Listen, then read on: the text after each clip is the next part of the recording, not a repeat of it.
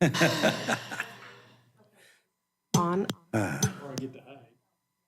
One of the two.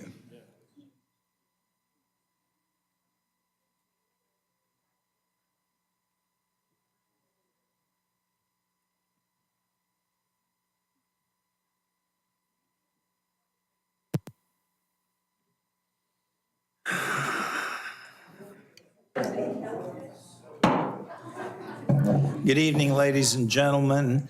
I'd like to call this meeting to order. It's 5 o'clock. Need to respect the time of the Budget Committee members and the staff that are here giving their time after the normal workday. So let's get to it. Would you please join me in the Pledge of Allegiance? I pledge allegiance to the flag of the United States of America and to the republic for which it stands, one nation, under God, indivisible, with liberty and justice for all. Thank you. Could we please have a roll call?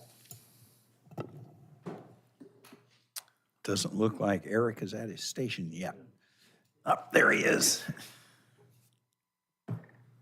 Smith, Here. Larson, Present. McGee, Losi, Here. Newton Azor, Present. Summers, Here. Thompson, Here. Rollins, Here. Bach, Here. McLeod, Present. Samuels, Johnson, Here. looks like we have a quorum. Thank you. And now we move on to our next item, the election of officers. First is chair. Do we have any nominations? I nominate Will Summers. So, Any other nominations?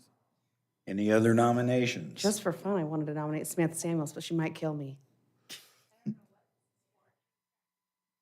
It's chair of this group. No, I'm just joking. Oh, okay. She didn't realize we were sitting on the dais, and she's like, "You should have told me this before I agreed to this." So just wanted to razz her a little more. Sorry. Oh, okay, that's fine. So, I move to cast a unanimous ballot for Will Summers for chair. all in favor, say aye. Aye. Aye. Opposed, same sign. All right, it is unanimous. Vice chair. We need nominations for vice chair. Can I nominate Counselor Thompson? I know he served in the Budget Committee for, I don't know what, 15 years? Counselor who? Second. Thompson? Oh, I just said Johnson, sorry. Is vice chair even necessary? Well, in case he's out. Okay. Okay. Any other nominations? Seeing none, all in favor of Counselor Thompson being vice chair, say aye. Aye. Aye. All opposed, same sign.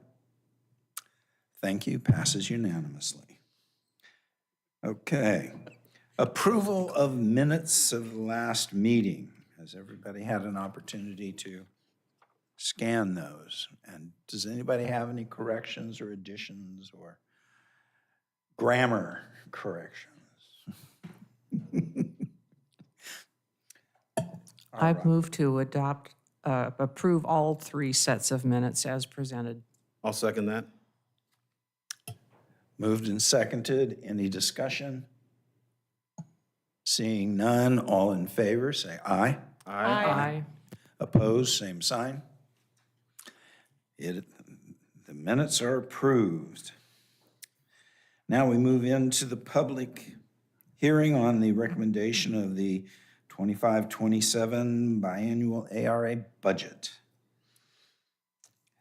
Persons wanting to comment during the public hearing may, and there are a number of Chair listed Summers? Pardon? We're actually doing the COA Budget Committee meeting first. Oh, what, Oh, that's It's a little bit different this year. ARA or COA? COA first. COA, City of okay. Albany, correct? Okay, I'm just going off of what I've got here in front of me. The hearing to accept state share revenue. Because it says The the, agenda says state shared revenue. It is, it's part of the same. That's part of this. It's part of the same thing. So he is having this hearing for accepting state shared revenue. That's part of the COA Budget Committee meeting. Okay, okay. all right. Then there are some, do you want me to read the 3 items about public input on this, or should we just say if you want to read it, it's online? And if you have public input, there's email, comments here, and being in person. Well, I think procedurally, you kind of have to go through the comments. Okay, We also might have people watching online as well. okay. Right.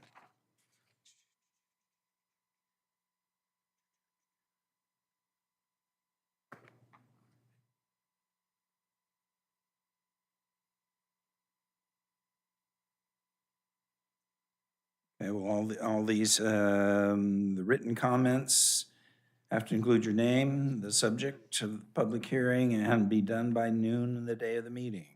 I don't have any in front of me, so, No. okay. Number 2, to comment virtually during the public hearing, register by email with staff, and listed below before noon. The chair will call upon those who have registered to speak.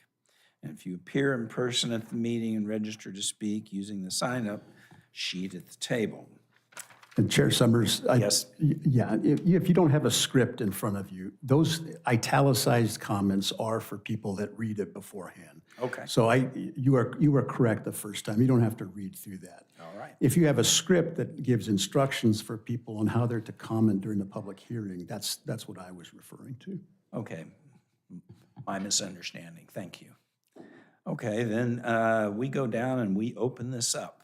And has anyone signed up to speak?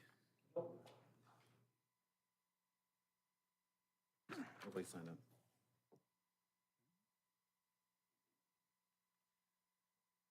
No one has signed up to speak publicly about the hearing. Do we have any emails? Okay. So I think we've covered most if not all the bases for public input into the ARA and Not the ARA budget, The state shared revenue. state shared revenue. state shared revenue. Okay, I'm just a tad bit confused. It's okay. Anyway, so I don't believe we have any public input on these. So I will open it up and I will give it to you, Peter, to conduct. We'll give it to the finance director. I think it's simply a vote on whether or not you accept the state shared revenue. Right? Yes, so we have to elect to receive the state shared revenues, and then we also need to say that we're eligible to use the state shared revenues. And so what those state shared revenues are, in case people don't know, is that those are like cigarette taxes, gasoline taxes, marijuana taxes, and then there's a group of other taxes that we receive that's labeled pretty generically as state revenue sharing or state shared revenues that we currently use for the our transit department. And basically, all those were listed in the budget document. that you Those are all gave us. listed in the budget document, yes. Okay. So do we need a motion? It would be helpful to have a motion just so that we have that on record. I'll make a motion to accept the state shared revenue. Second. Okay. It's been moved and seconded to accept the state shared revenue as presented. Any discussion? Seeing none, all in favor, please say aye. Aye. Opposed, same sign. Thank you. Now we'll move on to the next part of this. Good to close the public And my colleague reminded me I have to close the public hearing part of this. So it is closed. All right, so moving on. We're going to go to, am I correct? We are now at the ERA part of this? Nope. Not yet? The second part of that there. Flip the page over. Flip the page over.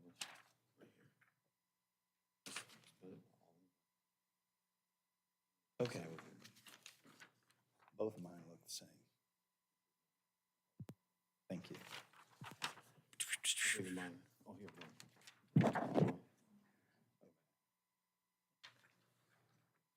You didn't have the right one, flip it over.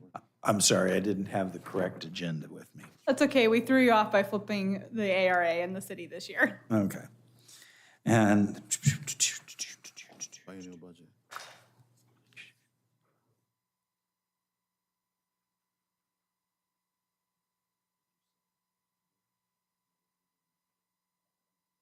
all right. Okay, now we'll move into, now that I've got the correct agenda in front of me, thank you. The public hearing on the recommended 25-27 biennial City of Albany budget. And again, if we don't have anyone listed for public comment, We'll open the public hearing first. and I need to open the public hearing first. So it is open. Budget message, the next one. And then, yeah. We did have one comment that came in writing. It was forwarded out to the group earlier today. It was from a Monica Stevenson. Okay. Okay. All right. And so let's, Peter, would you give us the budget message, please? Absolutely. Let me, real quick, intro before your budget message. So we're going to give you a little bit of a lay of the land before we jump straight into the budget message. So we'll go through the presentation. I think a little bit of confusion on the order there, that we will get to public comment, return to public comment at the end of the presentation as well.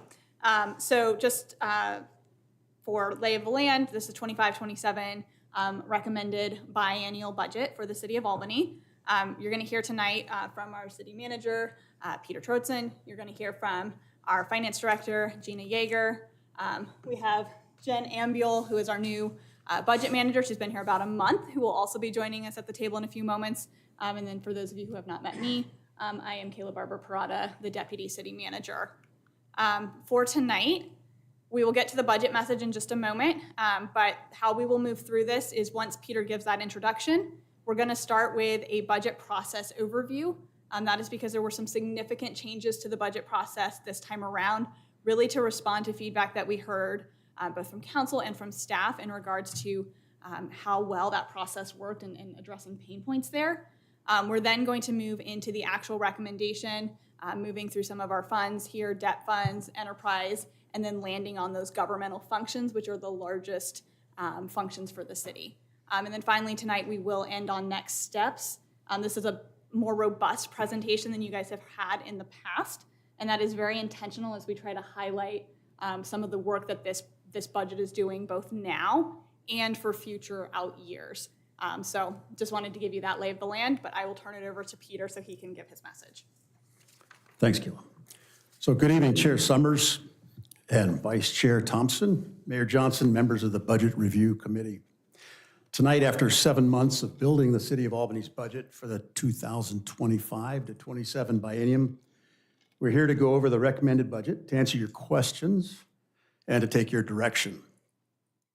Our Deputy City Manager, Kayla, along with our Finance Director, Gina, and our Budget Manager, Jen, will carefully go through the budget this evening. I'll step away and Jen will come up and take this seat. But first, let me provide some broad context and a few important points. This budget has been carefully built and reflects the council's commitment to great neighborhoods, a healthy economy, a safe city, and an effective government. It acknowledges the constraints of resources, and it's dependent upon an increase in the city services fee, which has remained static for the last 4 years. The budget is designed to address current challenges while laying the groundwork for a prosperous future. City managers, people in my position, are responsible for managing city government organizations as efficiently as possible, making the best possible use of resources to provide quality public services. During the 8 years that I've served as manager, and under previous managers, we have periodically reorganized and re-engineered processes to improve upon the quality of services provided and to continue to provide services within budget constraints. This is the responsibility of any manager. But during those 8 years, with the build of every budget, it's become progressively more apparent that the system for funding local government in Oregon is out of balance due to its reliance upon a Byzantine and inequitable property tax system. The city of Albany continues to grow. Demands for city services continue to grow. Revenues do not match that growth. Around Oregon, this is a problem for all municipal operations that rely on property tax revenues as a funding source for police, fire, EMS, municipal court, parks and recreation, planning, and library services. As the League of Oregon Cities notes, and I quote, "Local budgetary challenges persist, and the legislature must take action to allow cities and other local governments to adequately fund the services that residents demand." Property tax reform has been and remains a legislative priority for the League, but the prospects for reform, in the near future at least, are dim. Over the years, we've certainly attempted to keep costs down in any way we can. Our police department today has the same number of officers it had in 1988. A few years ago, a difficult decision was made to stop funding a very popular preschool. We've won awards for innovative programs to save money in our utilities. And we've sought grants whenever and wherever possible and used them and other sources of one-time monies as carefully as possible to avoid long-term costs. I am responsible for continuous improvement, and we will continue to improve wherever possible, and we'll continue to reorganize when it's appropriate to recognize efficiencies and improvements. In the next year, we'll face record numbers of retirements.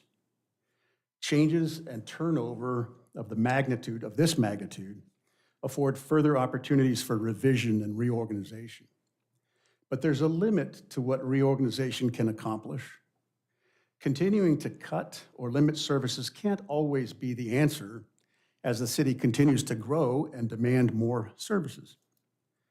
Recognizing this, the city has also worked on the revenue side of the equation. 6 years ago, after more than 50 other Oregon cities had been forced to seek alternate forms of funding, we began work on a city services fee. After much staff work to make the city services fee as equitable as possible, it was available as a tool to the city council to help avoid inevitable cuts in service levels within the general fund. And the council decided to do that 4 years ago. The city services fee provides some diversification in revenue, but it has remained at that same level for 4 years. At the time that it was implemented, the hope was that the city services fee could eventually be ratcheted back. 2 years ago, during the last budget build, we were able to avoid an increase in the city services fee, but we warned in that year's budget message, in that biennial budget message, that it would have to be increased in the next biennial budget. We're now at that point.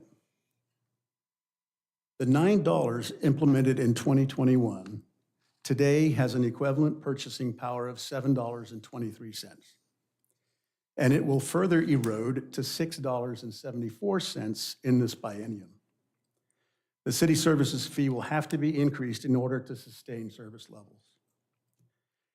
Now, to add another challenge, the current federal landscape has thrown other funding sources into question. We've had to incorporate this uncertainty into our planning as best we can. In January, you heard from department directors about the accomplishments of the last several years, about trends that will affect us in the next few years, and about the challenges we expect to face with this budget. Growth in calls for service, increases in liability and health insurance premiums, unfunded mandates, the costs and staff challenges of maintaining technology, the increasing cost of maintaining this building, our City Hall, which is now 30 years old, the continued burden of PERS costs and overtime, among others, many others. The city's central services functions are also responding to increasing requirements. As an example, HR historically processed 26 recruitments and onboardings per year as an average, historical average. Last year, they averaged that amount nearly every month. Central services provide vital support, people, information, funding for all city functions. Without those services, we would not be able to deliver on our mission. So some key points before I turn it over to Kayla and Gina. This budget advances goals from the council's strategic plan and sets us up for adoption of the next plan in 2026. It is designed to be strategic in nature and to maximize progress on vision areas citywide. This budget is future-oriented. It learns from the past, but it positions resources with an eye toward the growth that we know is coming. It's proactive rather than reactive. This budget is another step toward more structurally balanced funds and programs. And while the city must balance its budget every biennium, specific programs and services are not sustainable due to the vagaries of that property tax system we just talked about. This budget attempts to better balance revenues and expenditures to help the city make strategic resourcing decisions for the long term. And finally, this budget also supports continuous process improvement and automation where possible to help staff make the most efficient use of available resources. It challenges conventional thinking and empowers departments to find creative solutions to address service levels and quality. So in closing, this recommended budget reflects the City Council's collective vision for investing in our community, building a foundation for long-term success and making targeted investments that help save precious funds and reduce exposure to risk. Service, stewardship, and integrity, my watchwords. We take pride in service the city provides, and we're dedicated to excellence and stewardship of the city's resources. I'm very grateful for the significant efforts of city staff who worked so hard on this budget under pretty difficult circumstances. And I also want to thank you as the Budget Review Committee for reviewing this proposed budget. And now, let me turn the mic back to Kayla and Gina and make room for Jen. Thank you, Mr. Chair.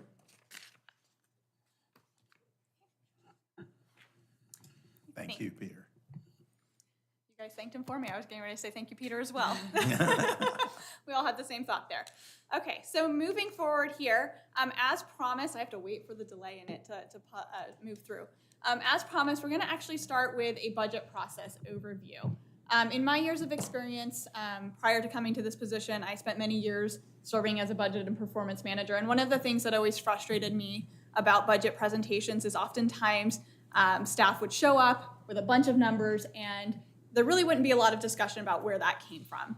And I am a firm believer that being able to understand the process, kind of know what the thought was that went into certain items, really helps both the Budget Review Committee and the council as a whole to be better informed and make stronger decisions or feel more confident in the decisions that they're making at the dais. So I am going to start with that budget overview, process overview. So I do apologize if some of you have heard some of this before.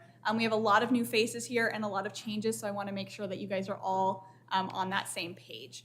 So I'm going to start with some very basic pieces here in terms of what is a budget. So for a very, very long time, budgets for cities were treated like just pages of numbers.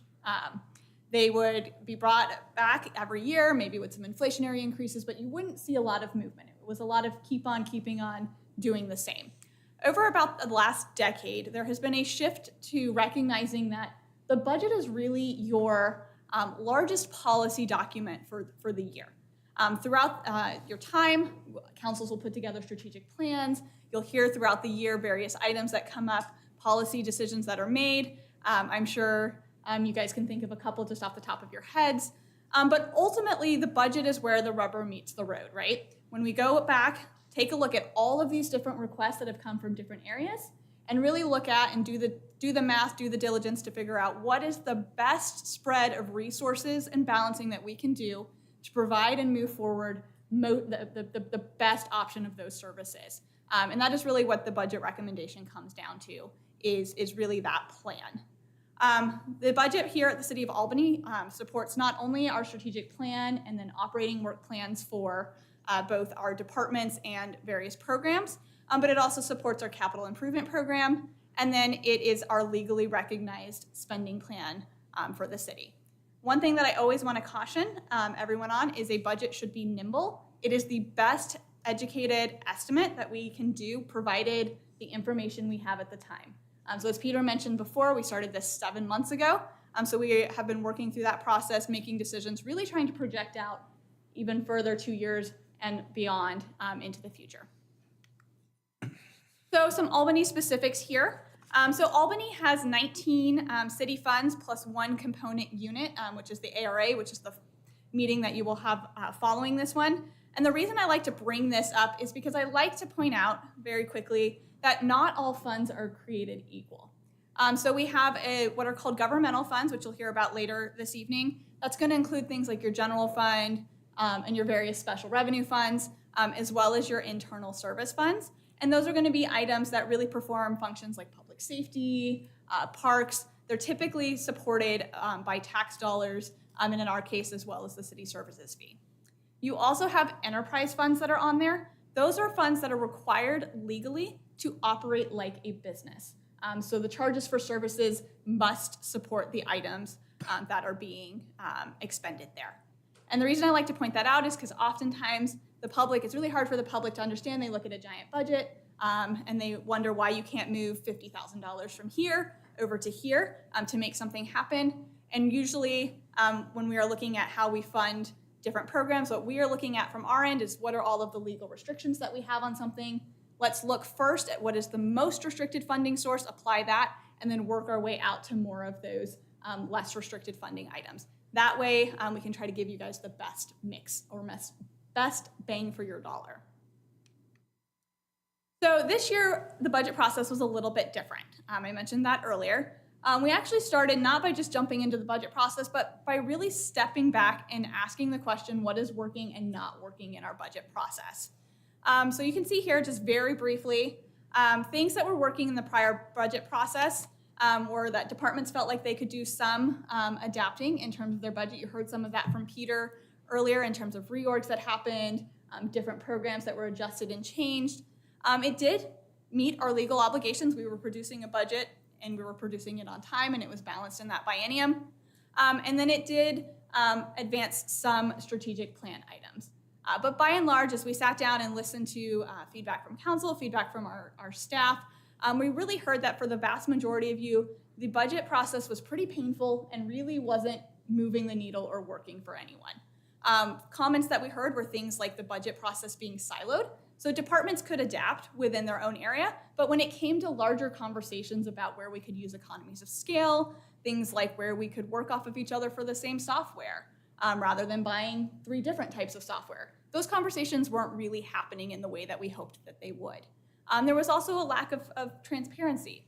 Because of the way that the budget was built, the complexities of our system, that prevented us from doing a lot of reporting and being able to answer questions in a timely manner for both council and the public, as well as for city staff, having a very hard time going back and finding kind of what their budgets were meant to do.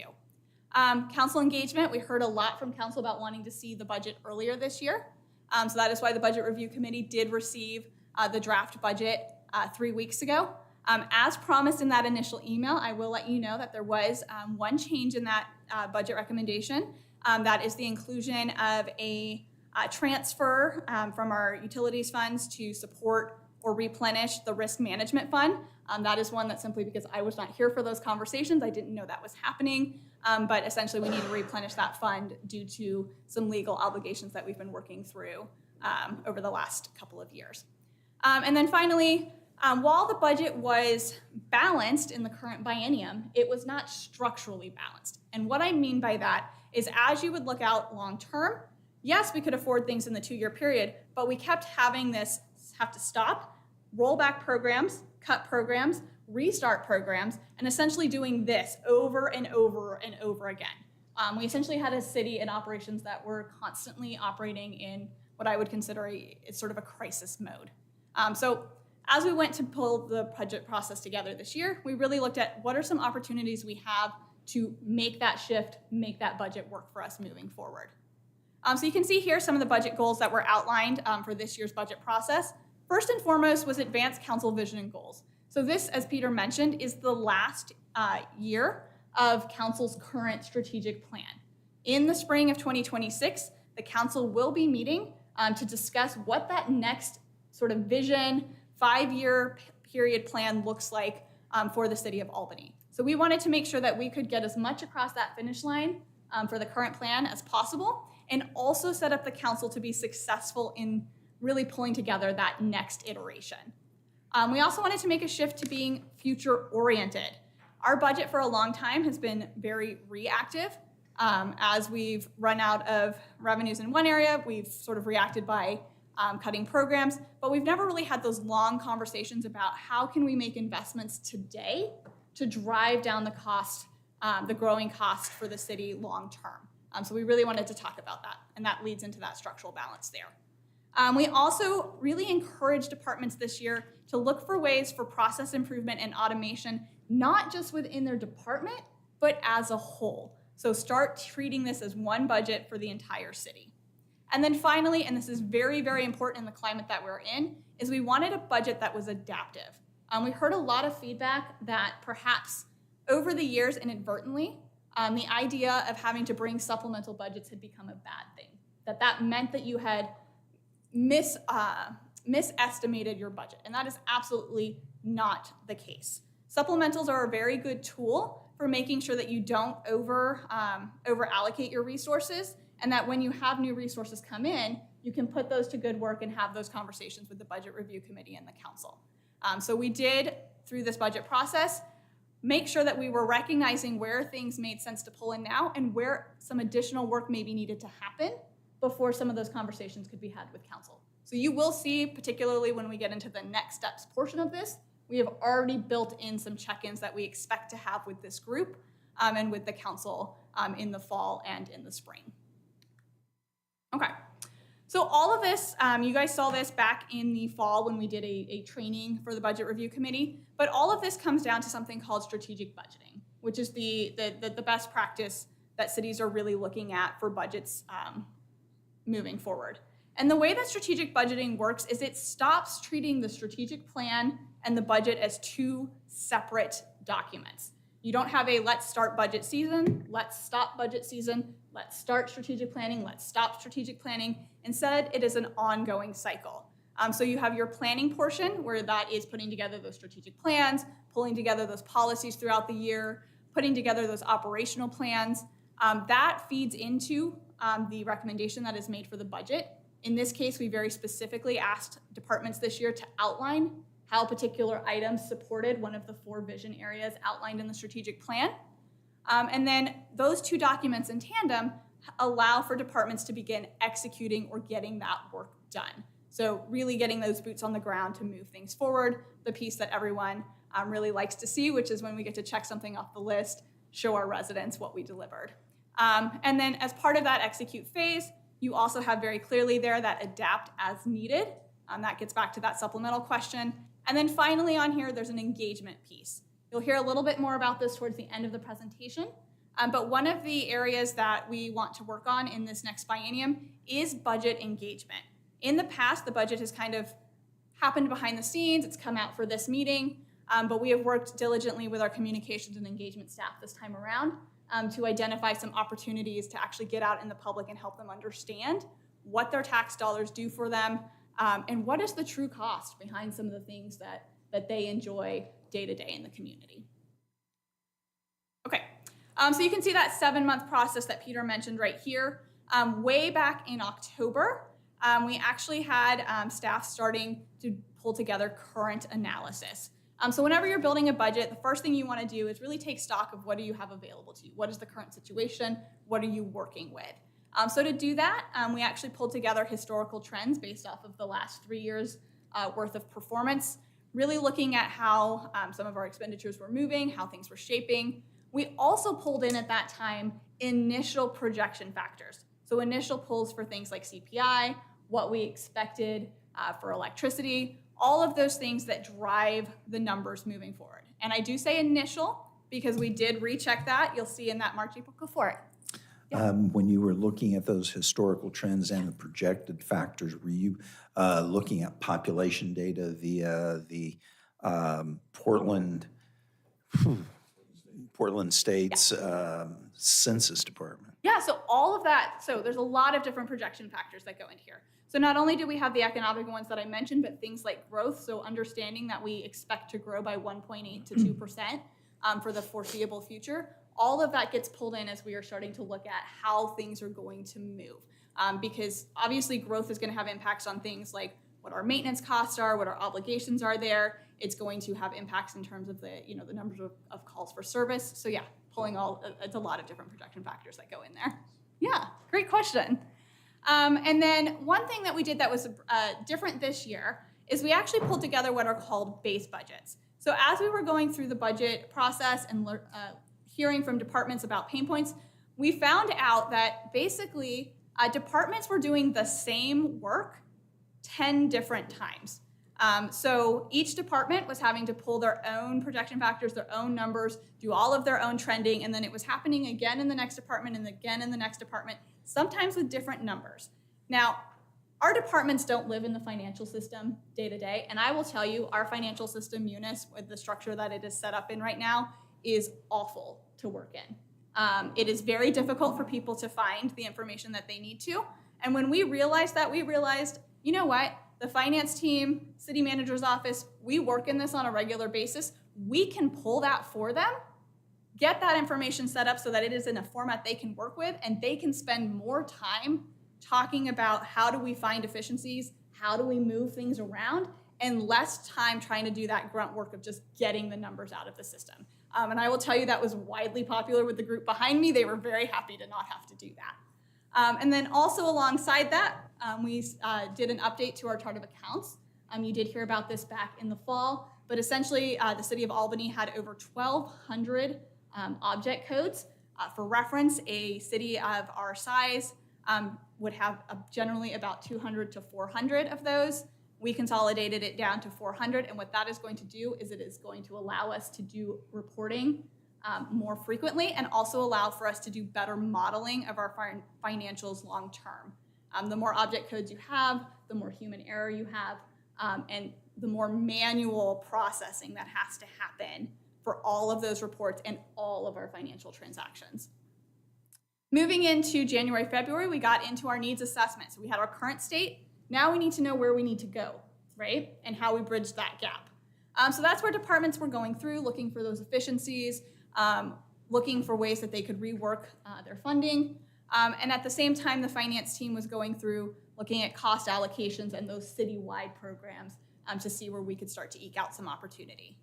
And then March, April, this is where I would say most of our time went. So there's over 1,500 hours that have been put into this budget recommendation. The vast majority of them come here in March and April. And that is in what you see there, department discussions. So in prior years, the city manager's office and the finance team would really only hear about a small portion of the needs that our departments had. They would go ahead and self-prioritize, pull everything out, and really only show us the piece that they knew that we had existing resources for today. What that left off the table is us not knowing as a city what our unfunded organizational operating needs were. So this year we did ask them to still prioritize, but we asked them to present to us all of those needs so that we could look at them as a whole and look for opportunities to perhaps move some forward that may not have made sense for one department to do alone, but when coupled with other departments, made sense to move forward. And you'll hear about some of those today. And then also, finally, alignment. That's this May, June timeframe. So now that we have a budget recommendation pulled together, we are coming to you for that final discussion and feedback so that we can make sure that the recommendation can move forward and that we can get a budget adopted before the end of the fiscal year. That was a lot right there, and I apologize. Okay, so you asked about some of those budget drivers. This is by far not all of those projection factors, but I wanted to give you a snapshot into some of them that I think are interesting for this biennium. And the first there is that inflation. So you're seeing two different numbers there. You're seeing a 3% in the 2025-2026 and a 2.4 in the 26-27. And I want to talk a little bit about where that is coming from. So right now, the 25-26 inflation is a difficult number to pin down. I'm not going to say that I have oh my gosh, crystal ball. But what we're looking at when we come up with that 3% is looking at numbers that are coming from the U.S. Federal Planning Bureau, a lot of the major banks, as well as the Federal Reserve. And right now, we have picked the number 3% because there is a wide range from 2.1% to 3.8% as all of these groups try to grapple with what is going to be the impact of the things that are happening at the federal level in terms of tariffs, as well as executive orders and legislation. So we settled in the middle there at 3% for the first year, and then 2.4 is what is considered kind of a normal, stable level of inflation in that out year.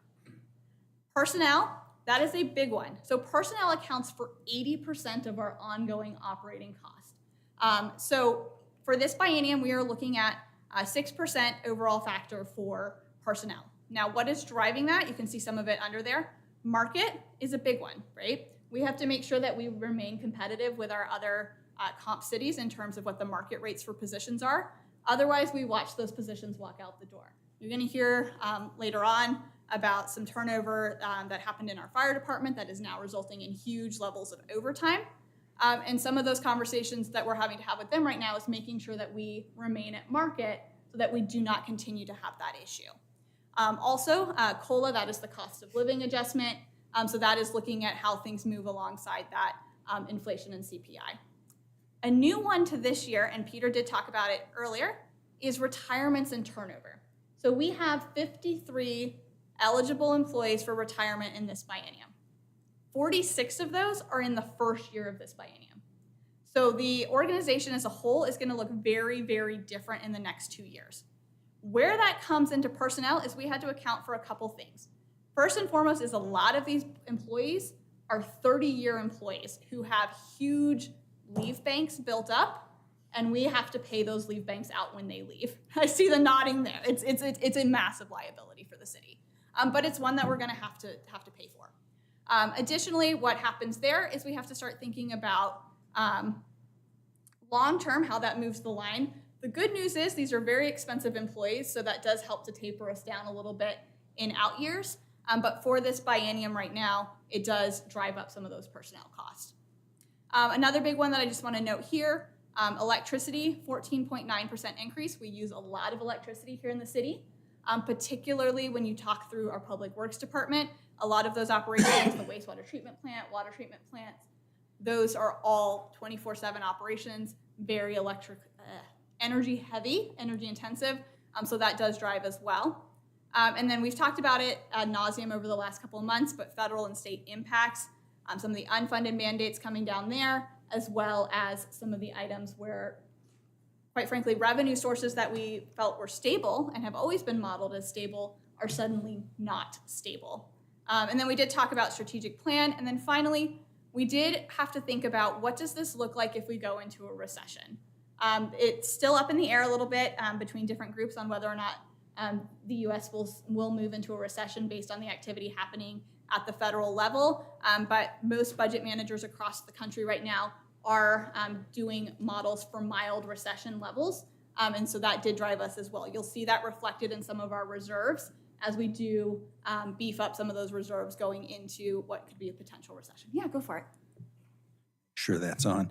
When you talked about state and federal impacts, how much of that state and federal money coming in is siloed? Because I know you talked about things being siloed as being kind of cumbersome when developing a budget and being nimble. So how much of that money is siloed? So I wouldn't know siloed off the top of my head. So we deal with about $12 million in federal funds that come into the city in any given year. In regards to whether or not they're siloed, I mean, any of those are going to be related to grants, right? Primarily. And grants are going to have very specific uses, which means when a funding source gets pulled back out, we can't just always plug and play or move it around.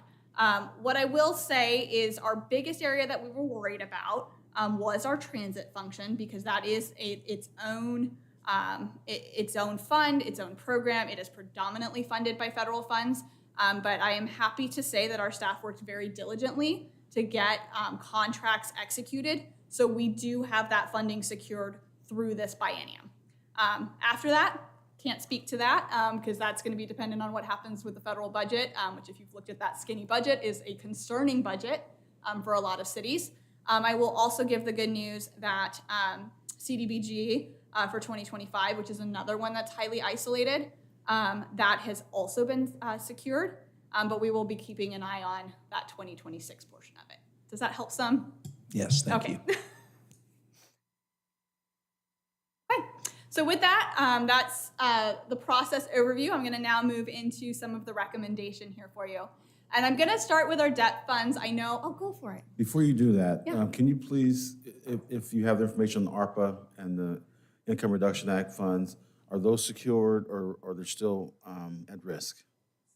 ARPA's actually winding down. Do you want to talk to that? Sure. So yeah, ARPA funds have been either obligated or used. Okay. We have a very small amount that's still left that we've obligated. So I don't have any concerns about it being clawed back from us. Okay, thank you. I really wanted to hear that. Thank you. Yeah, anything that we have contracts in place for, grant agreements, we feel pretty secure on. Largely where the uncertainty comes in or on awards that we were expecting that we maybe don't have those contracts in place for. And really as you get into the out years of the programs, that's where the alarm bells really start ringing, because we don't know if those notices of funding are going to come out. Are they still going to happen in the federal budget? So there's a lot of uncertainty that happens there. So Chair, question? A related question, the SAFER grant. Is it safe? So our SAFER grant is, but I will say our SAFER grant will be sunsetting, and that was part of what we understood. It was a 3-year grant, but we fully expect to get that money paid out. So Does the Budget Committee know what that is, the SAFER grants?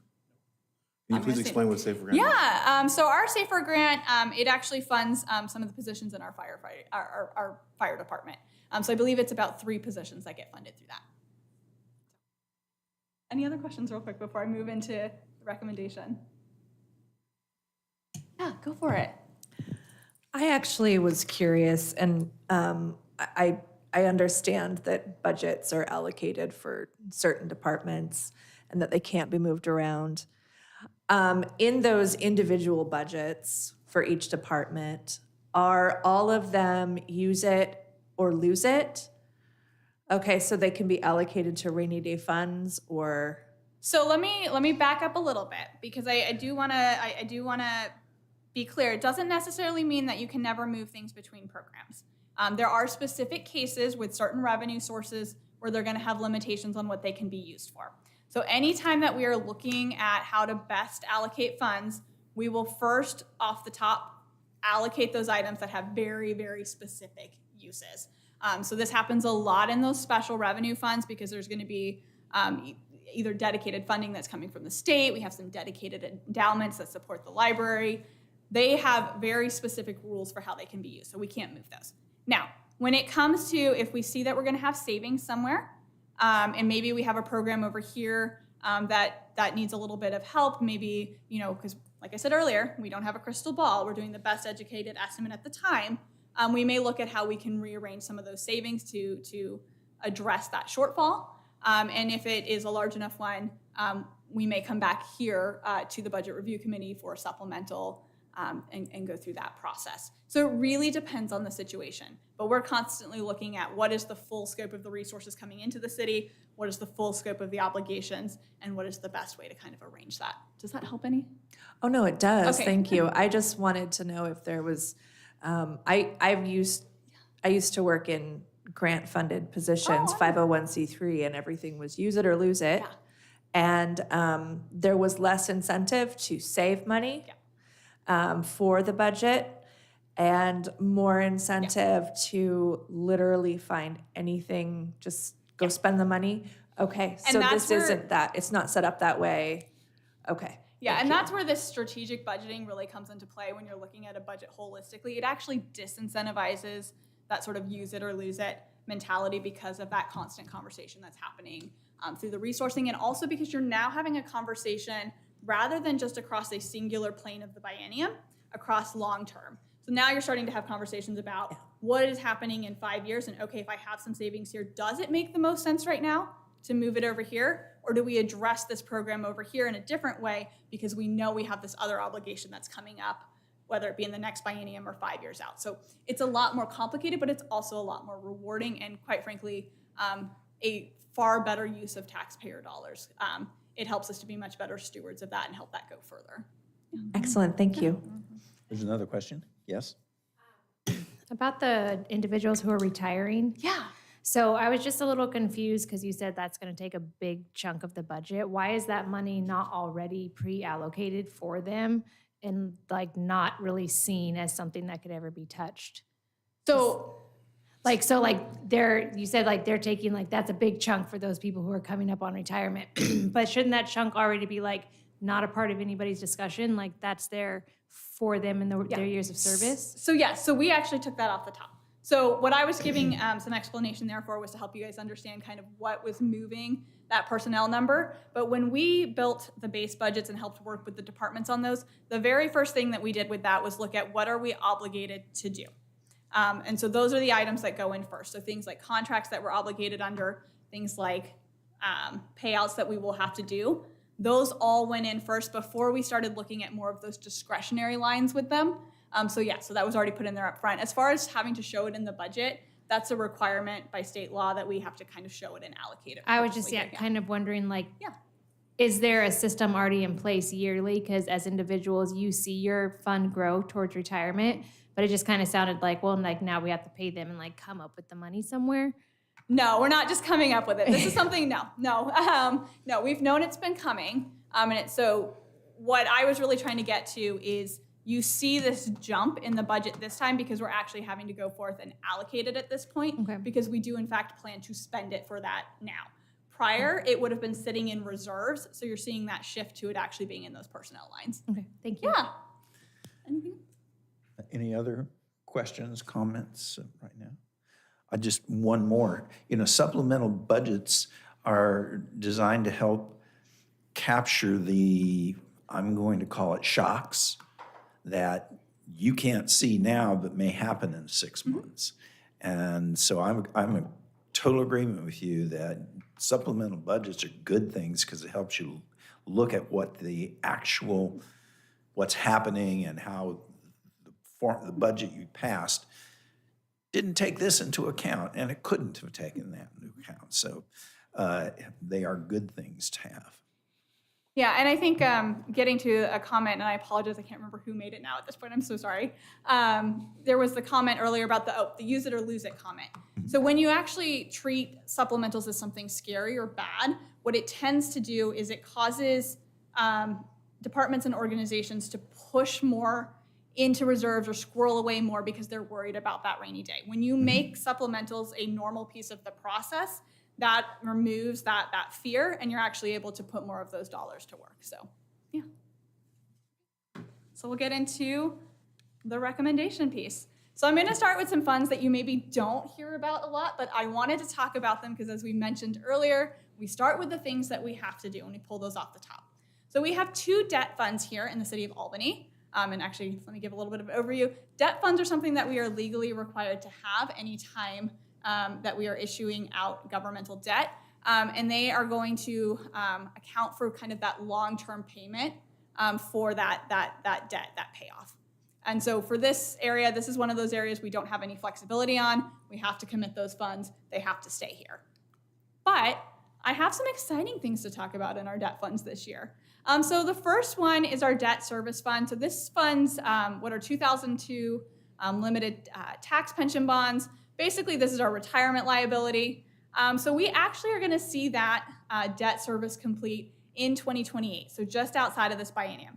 And the reason that that makes me excited is because if you look at that payment that's happening in the biennium there, that's suddenly a payment that we don't have to worry about in those out years. So when we get to the city services fee discussion later on and the revenue discussion, I want it to be very clear that this is a payment that we have already backed back out. The other one that we have on here is our general obligation debt service. That is for the public safety facilities. So this was issued back in 2015. Unfortunately, we still have a while on this one. It's going to go until 2035 for that one. But that one is of particular interest as we go through the conversations around how do you pull in revenue, what do you work with in terms of the general fund? Because if you look at what's funding that, it is property tax, and that comes off of the top before we can allocate out to those other operations. So normally these don't get screen time, but I wanted to give it a little bit of an overview for you there, just because it is going to move some of these other funds that we talk about. Okay.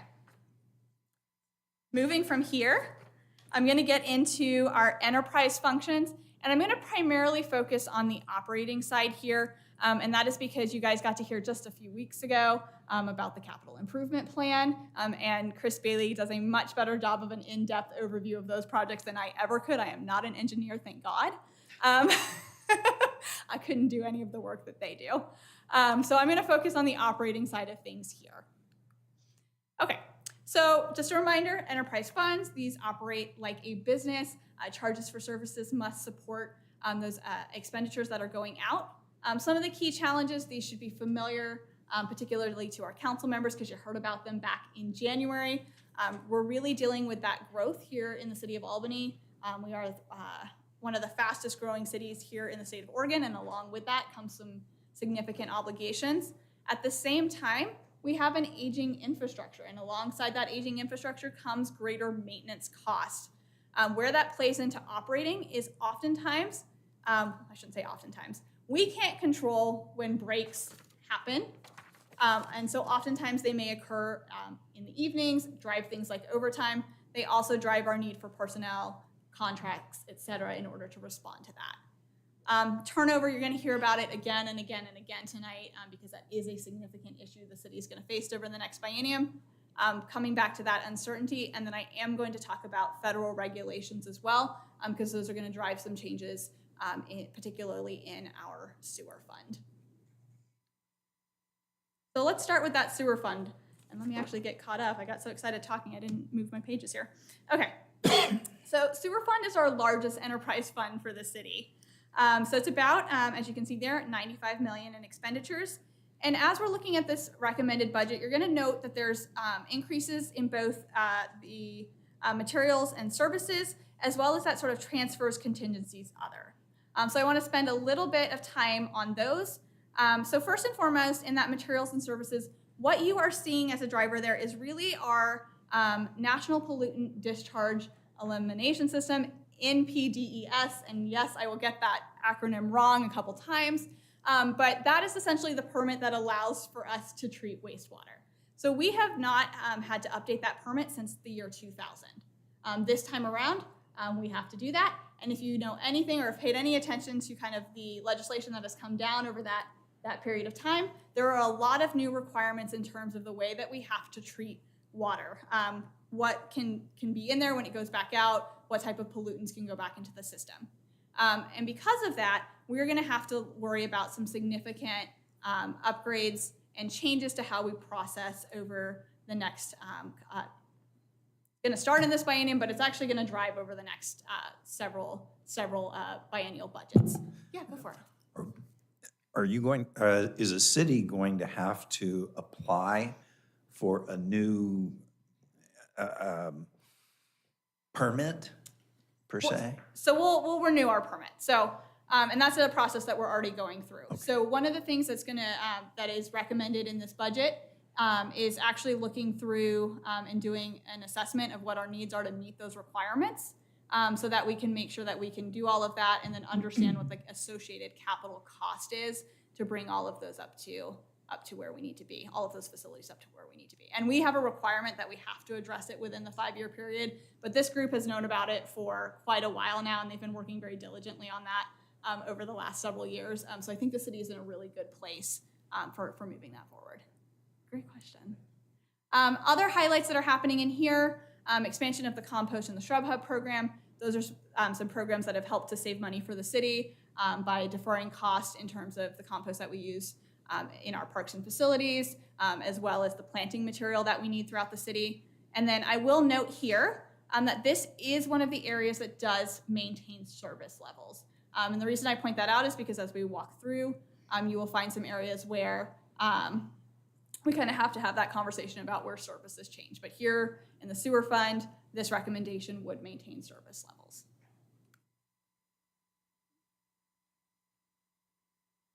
So moving over here to the water fund, another enterprise fund that we're working here. Again, we have that maintain service levels piece.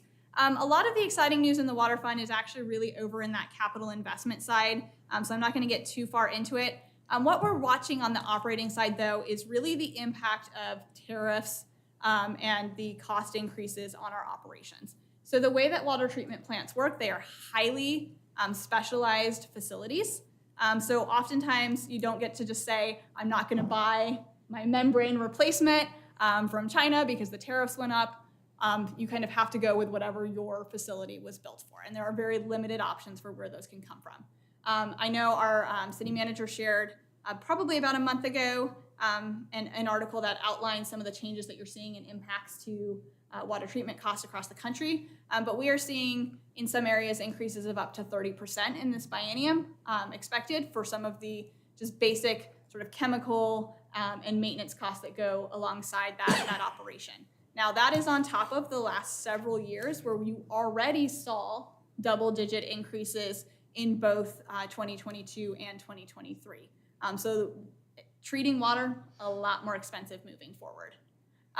But some exciting things that we're doing to try to drive that number down. First and foremost, automated meter reading is something that's going to be explored in this biennium.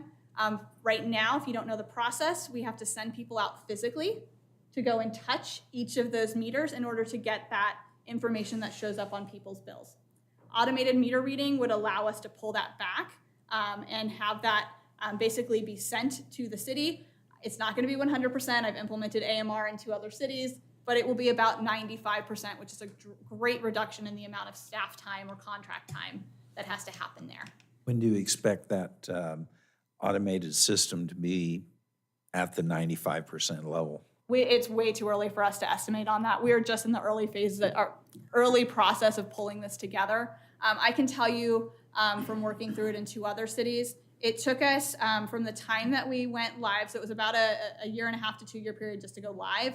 From that, it took about another year to get to that 95%, because you're going to come online, you're going to realize this one over here, something is blocking the signal. Maybe it's too deep, doesn't work quite right. You'll have to go back in and make adjustments with the system, but it'll be a couple years, but it will pay in dividends down the line.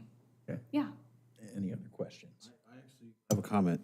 I actually, when I was a senior project manager at Trimble Navigation, worked on a program with Badger Meter and PG&E down in California, and we customized one of the rugged handling computing devices with a wand, and they would just drive down the neighborhood, and they would load up the signal as they go through the different neighborhoods. So you had one person replacing 7, and we retasked those other folks to different jobs. So this takes it even further than that. So that's kind of the Well, this is years ago, 17 yeah. years I was gonna ago. say that's kind of like that's yes, that was the process improvement that a lot of cities made several decades ago.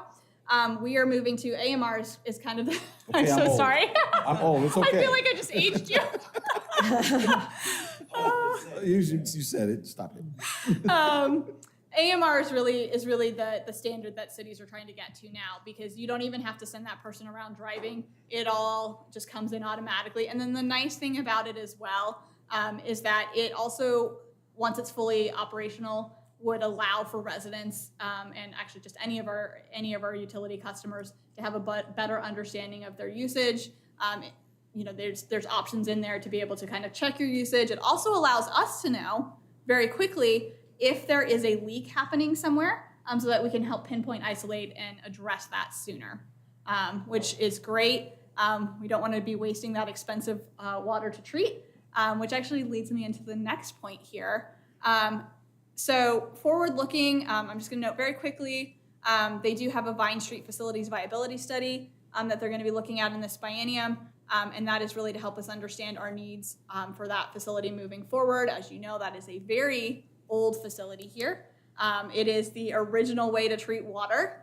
And so we need to start understanding what our maintenance needs are there, what our investment needs are in there, and how that fits into our broader system, to know whether it still makes sense for us to put money into that or to look at other options. Additionally, they are going to be looking at wanting to look at rate structures in this next biennium. And what I mean by that is our rate structure currently gets cheaper the more water you use. So that does not incentivize water conservation. And that's been pretty normal for states that have been historically considered water rich. States that have been more water scarce have long ago flipped that on its head to sort of disincentivize overuse of water. But as you see that cost to treat go up, allowing or really incentivizing people to just dump water on their lawns, or organizations or businesses to just dump water on their lawns, that becomes very cost prohibitive as we grow. So one of the things they want to explore in this biennium is whether or not it makes sense to flip that structure and to be able to have that conversation with the council on whether or not they have an appetite for making that change. Yeah, go for it. I don't know who went up first. I think we've talked about this previously, maybe just you and I one-on-one about, if anyone's been in my house, I have a big pollinator garden. I'd love to see us look into incentivizing, get rid of your grass and instead, put in native plantings. And then I also had a question about the transfers and contingencies.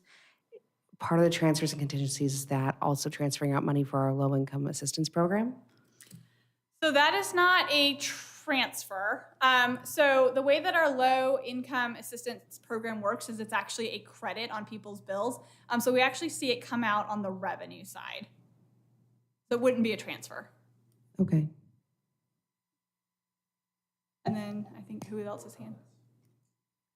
I'm going to piggyback on what you said also with the incentivizing and helping people, and maybe OSU Extension Center is already helping with this, and like most of the things that they're doing, I'm always surprised to find out that I didn't already know that.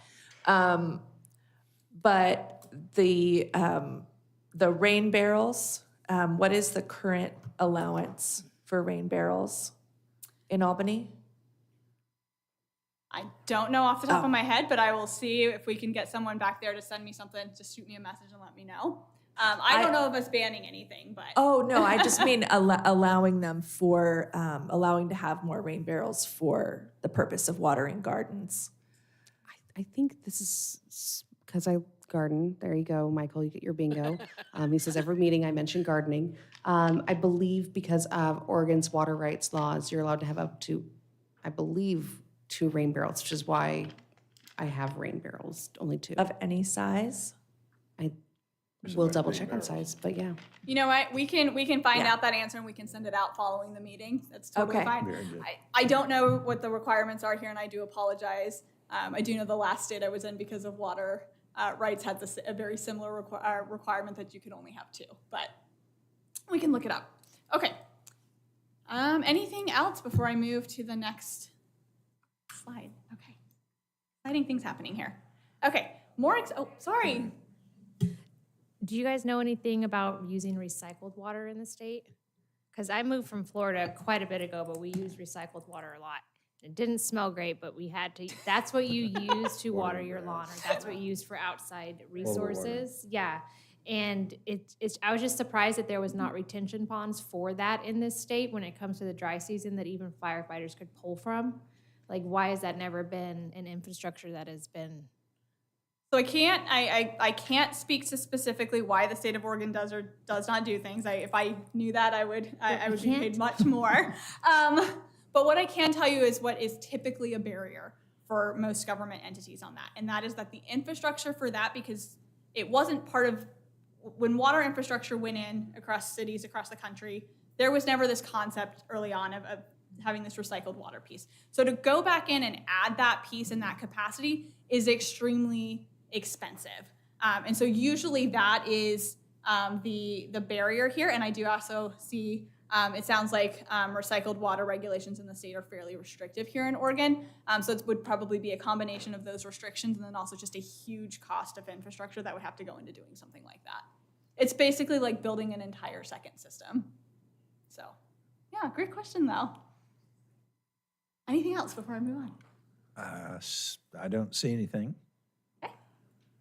So we'll go back to that stormwater fund here. All right. So stormwater fund, this one is a pretty exciting one. You guys got to hear a little bit about this a few weeks ago, that this is really our most robust stormwater budget to date, given that council did adopt that stormwater fee back in 2017, and we're finally starting to see some of that income come in. That is going to allow us in this biennium to address some of those deferred needs in our capital, as well as some operational investments. So recommended here in the stormwater fund are 2 new stormwater maintenance positions. And what that is going to allow us to do is to really address a backlog of stormwater needs. So being able to clean out those areas, maintain that system moving through, and make sure that we are adhering to our stormwater requirements. When you're thinking about discharge, pollutants, those pieces, right now we have a very reactive approach to that. By being able to staff up, we can be more proactive in addressing those needs. So very small one here. I know 2 positions may not seem like the most exciting thing, but for that group, this is huge for their operation. Okay, and then just some additional public works ones here, just because public works is so entwined that you really can't separate out their enterprise functions from their governmental functions. So additional public works recommendations. We are recommending in this budget a new engineering tech position. So that position is actually going to allow us to deal with some growth issues in regards to permits. This position would spend half of its time working on erosion prevention and sediment control permits, which we have seen increase with development. So anytime we have a new development going in, they have to get permits for all of that runoff. And then also it's going to help us process some of our other permits that come through from an engineering side, really looking at those impacts to right-of-ways and other city infrastructure. We also in here have support for communications and engagement specialists. So this is working through, actually the next 2 are utilizing a reclass. So this is an example of staff going back, looking at the resources we have available and how do we make some of those work better for us. So there had been a position funded in prior budgets for public works that was a safety officer position. That safety officer position is unfilled right now. And in looking back at how resources were used, council made the decision to fund in the last biennium a risk manager position for the city as a whole. Now that we have that position on board, we were able to evaluate what services that position is providing, and really looking back at it, realized the best use of this FTE is no longer a safety officer position because that is being covered by that citywide risk manager. So that has allowed us to support both the communications and engagement specialist as well as a reclass of a facilities automation technician to a systems administrator to support their SCADA network, which is basically the network that has all of their facilities, pumps, et cetera, talk to each other in real time. So that is actually a $0 impact overall to the budget. And then just wanting to make note of it, we talked about adaptability earlier. This is an area that we're really going to be looking at that potential for supplementals in the future. As you may know, right now we have that airport study that is getting underway to really help us understand feasibility for the airport, whether it makes sense to maintain, adjust the operations, et cetera. And then also there is that question out there of street maintenance funding, both at the local level and now at the state level as well, with that new package that they are working through. So do expect that this is one that we're going to continue to monitor, and we'll probably be back to the council at a future date once we have some more information for you guys. So with that, before I get into this next section, this governmental functions, this is a huge portion of the city here. Does anybody need a bio break before we get to that one? Okay, I figured. Let's have a 10-minute break. Okay.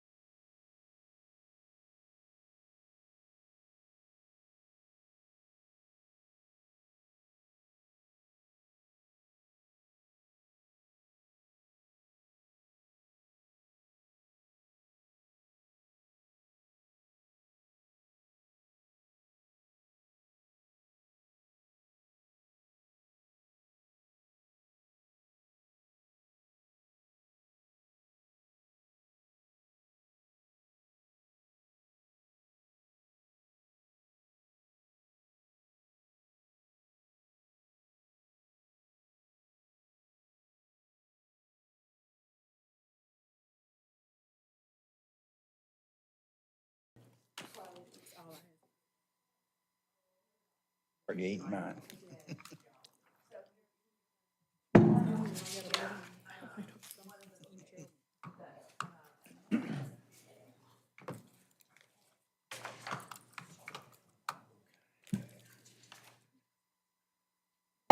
Let's reconvene. It might be, gee, right on time. Anyway, so let's get back. Did anybody come up with any questions or comments about the previous part of the presentation they would like to address to Kayla?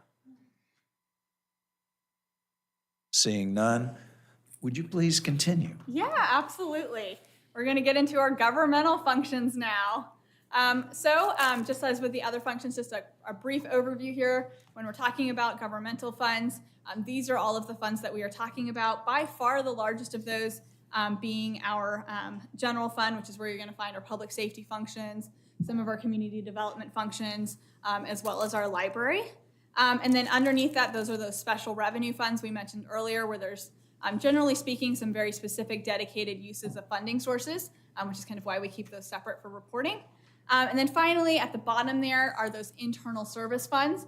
So internal service funds are funds that provide a service for other funds throughout the organization. So as you saw central services fees throughout that budget document, those are the fees that those departments pay in order to facilitate those services. What this does is it keeps us from actually having to have, say, 7 different HR departments for each function, 7 different finance departments for each function, which would be really just like cost prohibitive for the taxpayer.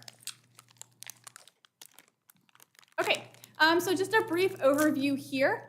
So these governmental funds are going to be primarily funded through things like property tax, which just for reference, we are using in this budget recommendation a 3.2% increase in this biennium.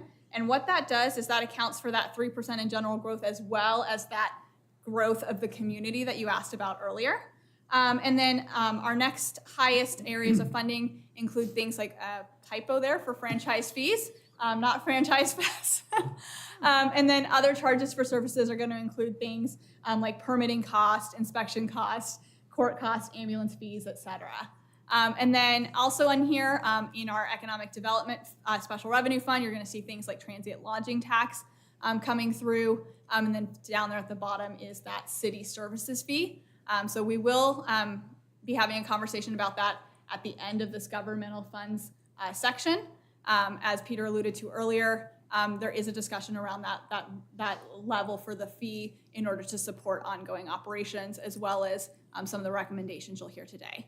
And then I just want to make a note for these governmental funds, since these are primarily operating funds, you're going to see that biggest expense here be that personnel piece. Because we provide services, personnel are the people who pull those services together. I'm not going to spend too much time on this one because you guys did get to see this, or at least the council got to see this back in January. But again, recognizing those challenges and opportunities. We've said it a couple times, revenue is not keeping up with growth. By the time we enter this biennium and work through this budget, you're going to be looking at 25.1% increase from inflation over the last couple of years. And then we've also talked about some of those growth challenges that come with being one of the fastest growing cities here in the state of Oregon. Already talked about the personnel, I'm not going to hit on that again. And then something that might be new for some of you is that we are also looking at a challenge with what we are calling technical and process debt. So over the years, as funding has been tight, the city has opted not to move towards new technology solutions or reinvest in the technology solutions that we have existing. And what that has done is meant that we have retained much more manual processes than some of our comparable communities would be working with. And ultimately, that means if processes take longer, they're more manual, they are more expensive because personnel is very expensive to maintain. So we're still using stone tablets. Not quite. It does feel like that some days, but essentially we have some areas, and we'll talk about them in some more specifics as we go through the recommendation, but things where you might see in another community, it might take 2-3 hours to pull together because of the manual processes that we have, can sometimes take up to 20 hours for the same process to happen. So that's a huge time investment for staffing, and staffing is very expensive. And then finally, this is where a lot of unfunded mandates are going to hit as well. But I don't want to be grim. There are some really great opportunities here as well. Peter alluded to being intentional earlier around the upcoming turnover that we have. There is a lot of opportunity when you get new employees. They come in with new experiences, different ways of doing things. They look at things, question things. I will give a really great example of that in just a little bit. And then also going into that technical and process debt, we're not in the situation where we're having to buy a bunch of new technology. There are already existing technologies we have throughout the city that we are maybe not optimizing or using as well as we could have. So we're taking advantage of that or in this recommendation. Also, reorganization. It is a lot easier to reclass and move positions around when they are vacant rather than when someone is sitting in them. And so we want to take full advantage of that turnover that's coming in the following 2 years to set our departments up not only for success in this biennium, but where they need to be over the next 5 to 10 years.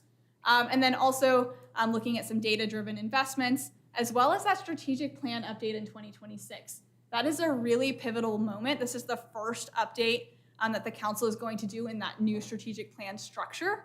So there is a lot of work that can happen there in really setting the way that we work and the way that we move for the next 10 years. It's a lot of conversation around what does Albany look like tomorrow? And I'm excited. I think staff is excited as well. I do have a question.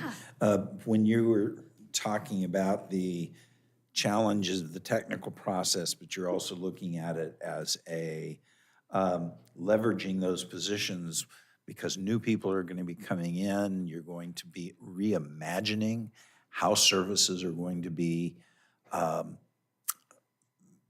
done within the city, from meter reading to water counts or doing whatever you have to do with water.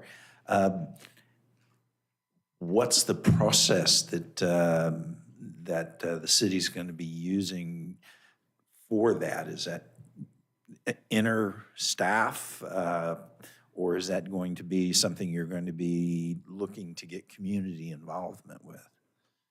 Not sure I quite understand the question. I'm so sorry. Oh, okay. You're going to have, you're reimagining how you're going to provide services. Mm-hmm. When you're reimagining that, is that going to be something that's staff, inter-staff, or are you going to be bringing some citizens into the process too?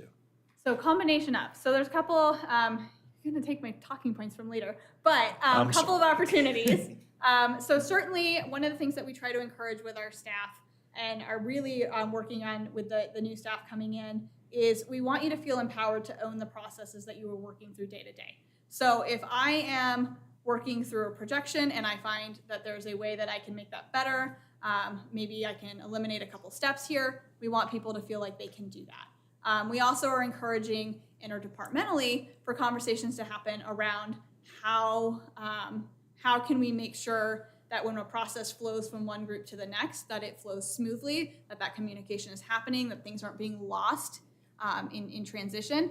But also, what you're going to hear about when you get to the city manager's portion of this is there is a upcoming community. There's an upcoming community survey that gets associated with the strategic plan update. And it has also been our practice, and it is our intent with our communications and engagement team to do a lot of community engagement leading into that spring session for the council so that we can have a really good pulse of information for the council as they make those larger policy decisions around process improvement items. So it's really going to depend on where it's at, what the level is, and all of those pieces. So it's a combination of. A lot of moving parts. Yes, Okay. it is very complex. It's almost like we're running an entire city here.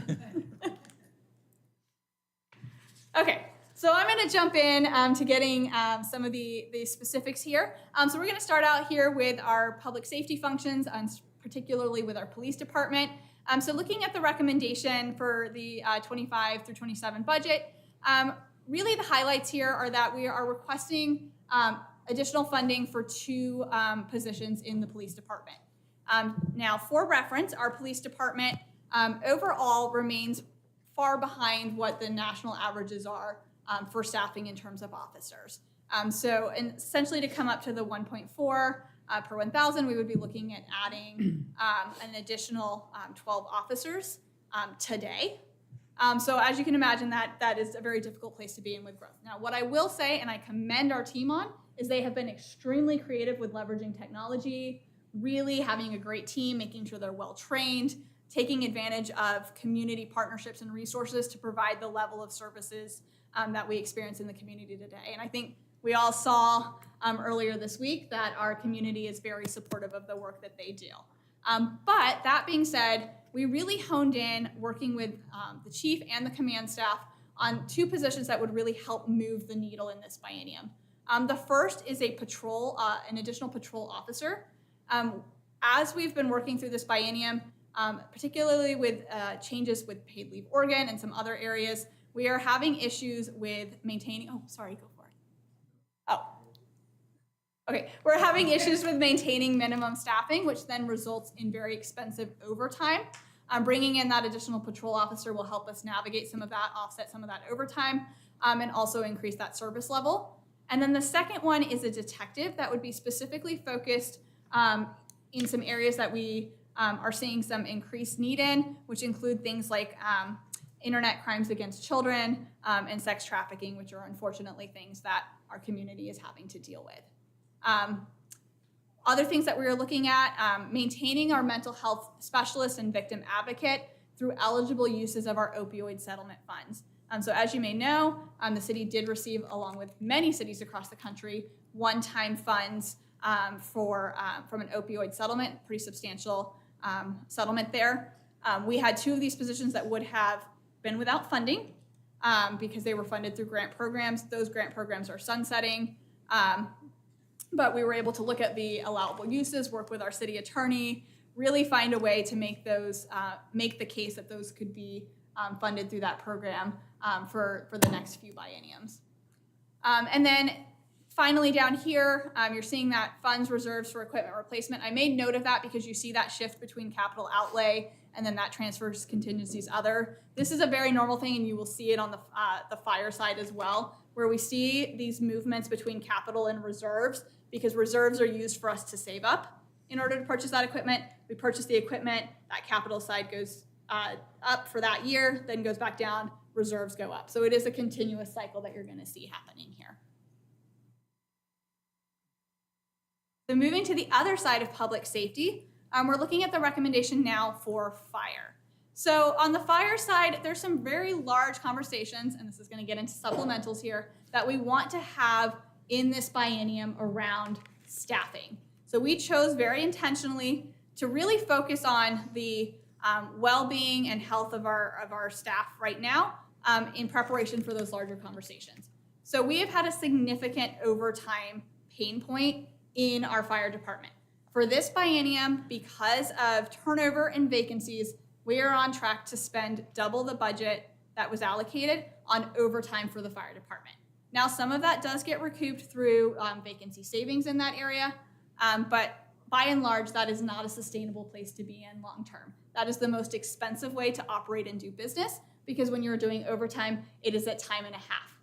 So one of the things that we are working with their staff on is really starting to look at how far can we move the needle in recommending additional personnel and offsetting that overtime cost, right? So instead of spending it in this side, can we add 4 or 5 positions and bring that overtime cost and basically net it out?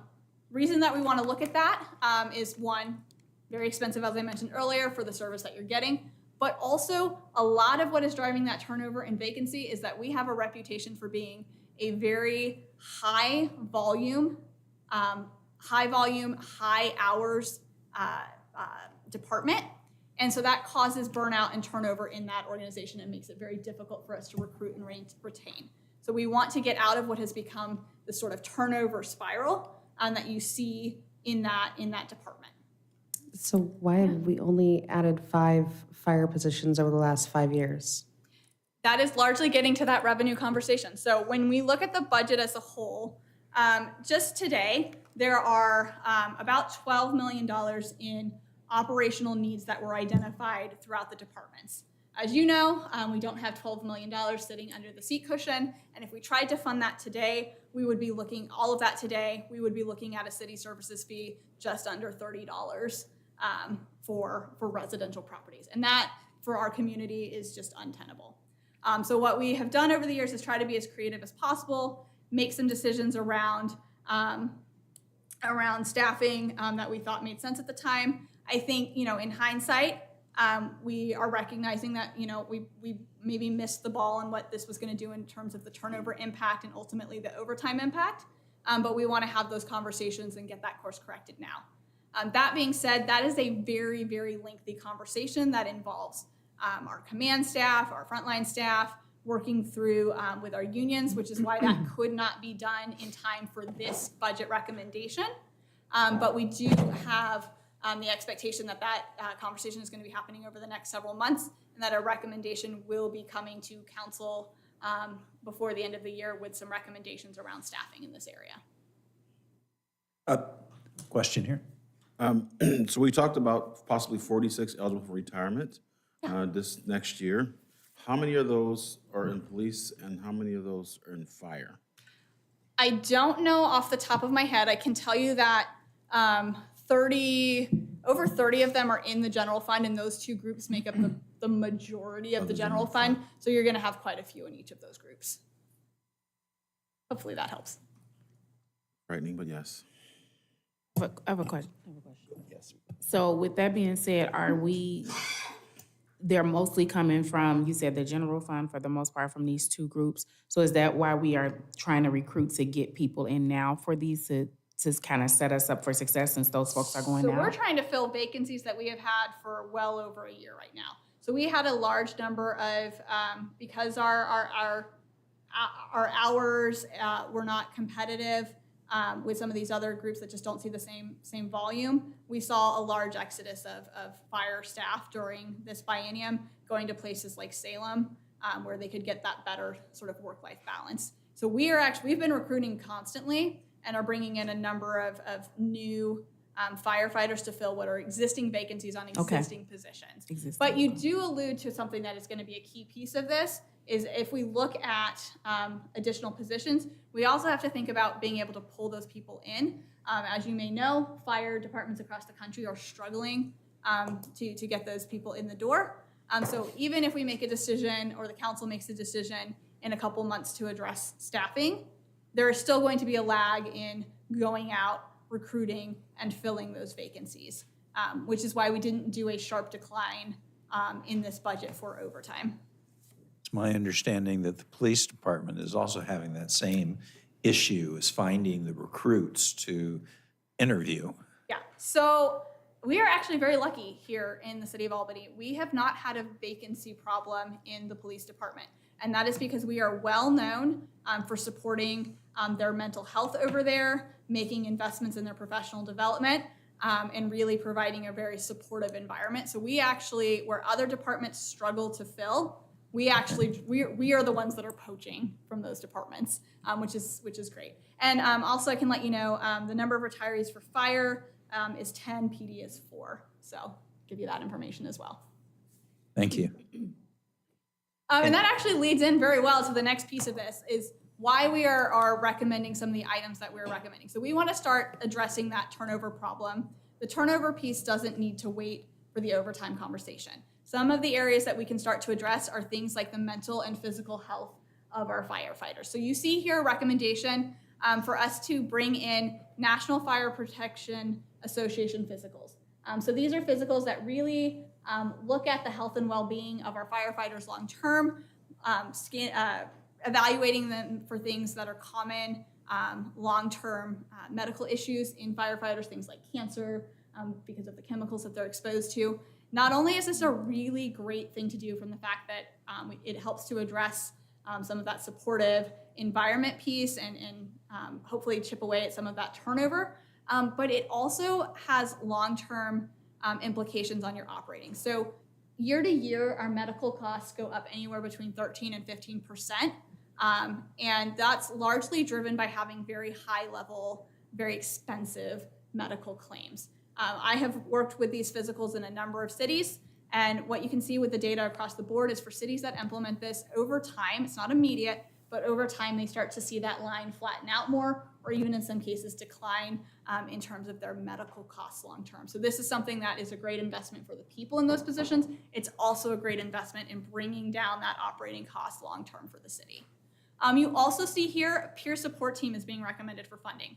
Peer support team that we have at our PD is excellent. That is a service that many of our officers note as reasons that they stay with the police department here in Albany. We are basically going to replicate that over in the fire department in order to provide that supportive environment and deal with what we are hearing is a lot of burnout from the types of calls that we have to respond to.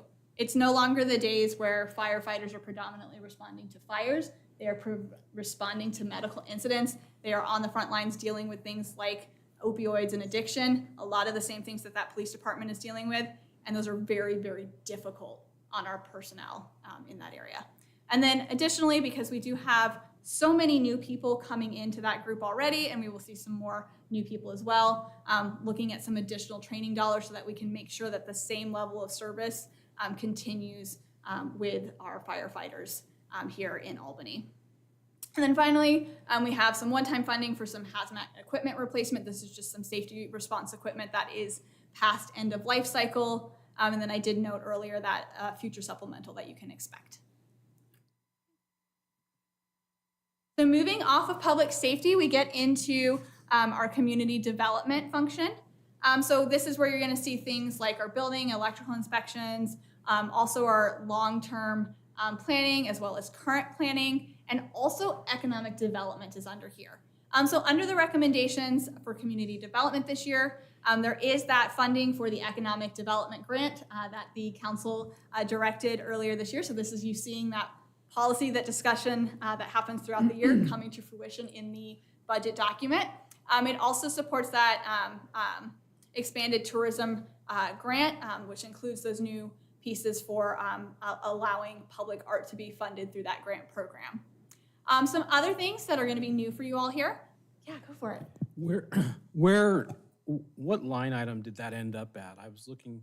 It's in the you're talking about the economic development grant? Yes, it's going to be in the operating, I think materials and services. Let me look at it. And I thought we asked for $500,000, not $300,000. So the council actually didn't specify a number. It is $300,000 that is pulled in here. I thought it was 500. That's why I'm asking where.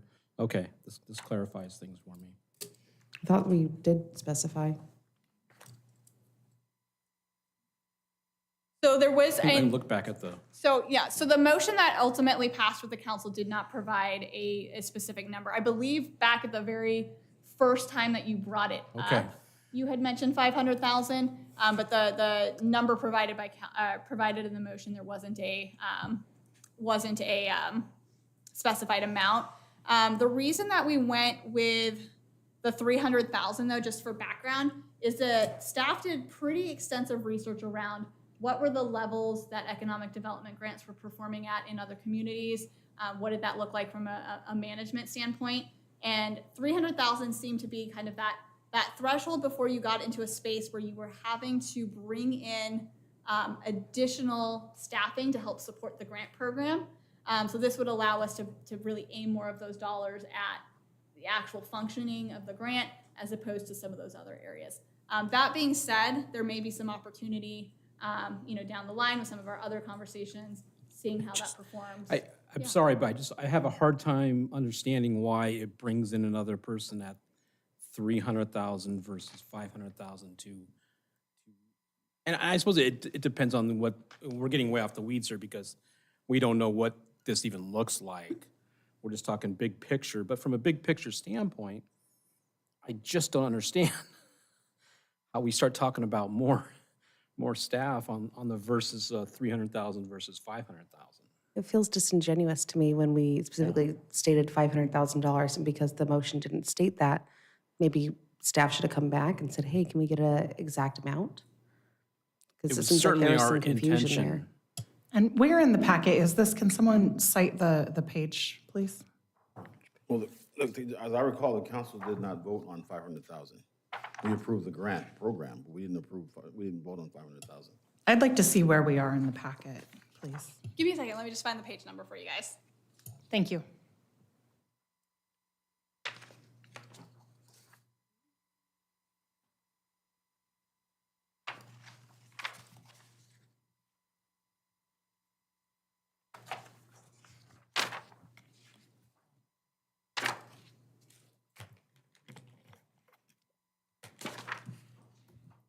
So you're gonna be on pages 77 and 78 in the packet.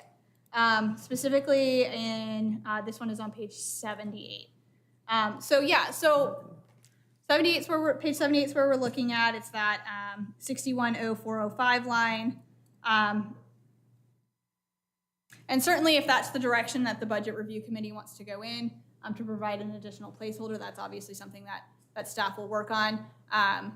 The presentation that did occur a couple months ago did walk through a lot of that analysis we did of the other communities. Essentially, when you were looking at grants over 500,000, you were starting to get into what essentially become more capital type grants. And it's not a hard and fast. It really depends on the structure of how the grant gets set up. But you typically at those amounts are looking at more of capital type grants, which require additional reporting. Typically we get those done as reimbursement pieces because we want to be very careful when we get into those numbers about pushing out that much money up front and then being able to show that it was properly used, because once that money goes out the door, it becomes significantly harder for us to pull back on it if someone doesn't use it as intended. So it's not a hard and fast, but basically the dozen or so cities that we heard back from on it, that was kind of the general threshold area where we started to see that shift into those more capital type grant programs. But certainly there's, oh, go ahead. Sorry. Thank you.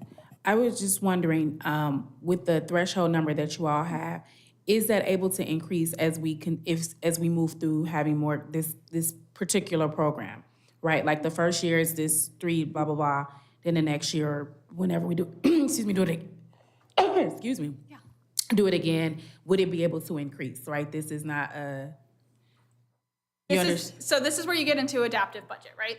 Strategic budgeting, adaptive budgeting, supplementals. So the nice thing about taking that approach is you can do programs, see how they perform, Right. and then make adjustments and recommendations. Now, I mean, that's how I was thinking in my mind. absolutely. Yeah. Now, that being said, obviously, as you move through that, anytime you're making adjustments upward, there's also a conversation that goes alongside that with where does the affordability piece come in on that. So that would have to be a conversation alongside that of like looking at what is the performance overall. One of the things that we want to be cognizant of is, remember, we are modeling right now in terms of recession and in terms of that 3% for the inflation. But again, we don't have a crystal ball. So as we move through the budget process or the budget execution, if we get to a point and we see, you know what, we're not seeing that 3% inflation. Maybe we're seeing, 2.9 or 2.8. I know that doesn't sound like a big difference when you think about the percentage number, but when you push that across all of the lines in the city, that can make some substantial changes and open up some of those resources that today we don't see based on the projection factors that we have today. So. I know we emailed about this, but just for transparency's sake, because I know that people don't read our emails unless we share them or. So speaking of economic development, will you please elucidate more? Wages and benefits are about $1 million for the biennium. Will you please share more about how many staff are funded out of that?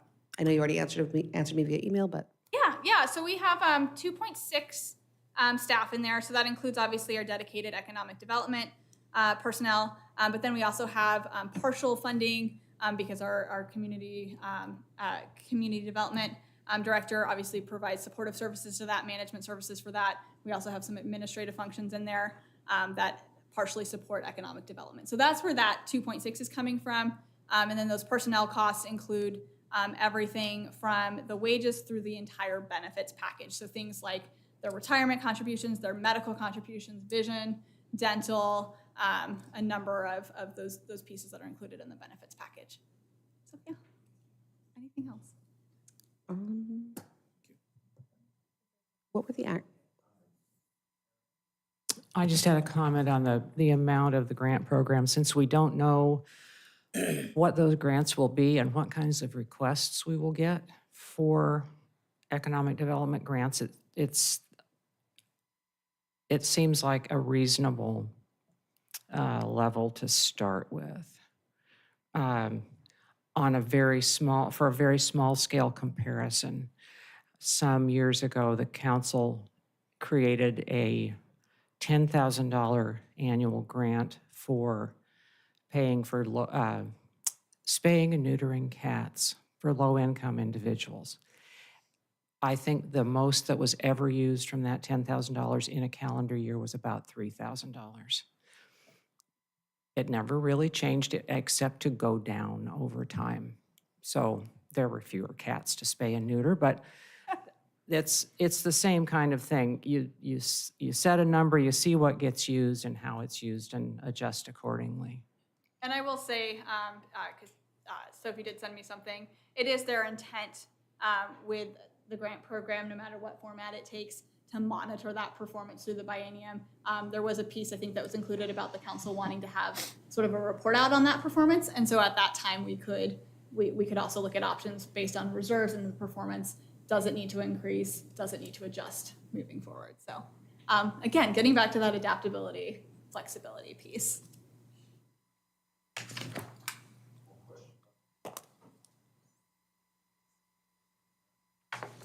Sorry. Yeah, and sorry, I almost bounced to the next slide before talking about what I think are some really exciting things for us here. So the reorganization for a development programs coordinator. So we are recommending in this biennium to take an existing administrative position and reorg that to a development programs coordinator. What that will allow us to do is reallocate sort of the way that work is distributed through this department in order to open up some capacity to deal with some larger scale projects and operational efficiency items that we have not been able to touch in the past. It also gives us some backup and overlap in regards to our community development block grant, which I know 2026 is still uncertain, but 2025 is funded, and we do know that the person who manages that is in that list of 53 retirements, and in fact in that 46 for that first year. So we do have to make sure that that program can continue to be managed. I will tell you from doing over 10 years of grants management that the community development block grant is the most complex grant that is out there from an administration standpoint, and they do not hesitate to pull that money back if you mess that up. So really investing in that piece. But what this gets to in terms of a bigger picture for community development is really down at the bottom there is a conversation around evaluating Albany's development fees in 2026. By rearranging staff capacity, we know that there are certain areas of the development fees that have not been touched in 20 years. Now, as you can imagine, the cost for processing and doing some of those functions has probably gone up significantly in that time. So what ends up happening when that is not touched for an extended period of time is you end up having the residents of Albany essentially subsidizing potentially development coming into the city. So we want to be able to conduct engagement analysis, really look through this in 2026. What I want to be very clear about is this is not going to be a quick overview. This requires probably several months worth of work, both by staff, working with the community, understanding developers, what's going to happen on some of these, and ultimately bringing that conversation to the council, because it is a delicate balance when you get into some of these fees. You may intend to impact a developer. You might accidentally impact, Peter, who is trying to do his, not that Peter, different Peter, but could be that Peter, who's, simply trying to make a change to their individual property. So it's everything is tied together, very complicated, which is why that takes a lot of staff time to work through. But the good news about it is it's a large upfront investment in time that we think will help to stabilize long-term more of that revenue picture. When we're starting to think about and look at different revenue options long-term and where do we want to invest staff time, the things that we're going to look for are going to be what do we think the level of return is for going down this route, and we're also going to think about things like what is the level of managing that revenue source? Because it oftentimes can happen that if you're introducing, say, new revenue type sources, that when you pull in all the pieces that need to happen from an administrative side, where you thought you might be bringing in, $250,000 on something, you net out all of that additional cost from personnel, software, whatever it might be, you might only be looking at $20,000. In this case, the processes all exist. It's a matter of talking through what those numbers look like. So there is the potential for some pretty significant return here. And this is already modeled into our out years, yeah. So are we looking at automation with those processes? I mean, we're looking at automation everywhere. I will say the community development group has been really good with their Acela program to really streamline a lot of that. And they do an excellent job of communicating with our development community on a regular basis to kind of adjust where they're having pain points and rework those. But certainly anytime we're touching or looking at some of these major changes, we are always going to be asking, is there a better way to do this? Can we streamline this? Can we make this more efficient? Can we make that dollar go further? Thank you. Yeah, I'm sorry, No worries. yeah, it's my, still in the economic development realm, but I'm trying to understand what are the actual reserves for economic development? I see a beginning fund balance. Well, where are we at within the economic development department? So I want to be very clear because we're still in the biennium. So there's still new expenditures and revenues coming in. But let me pull.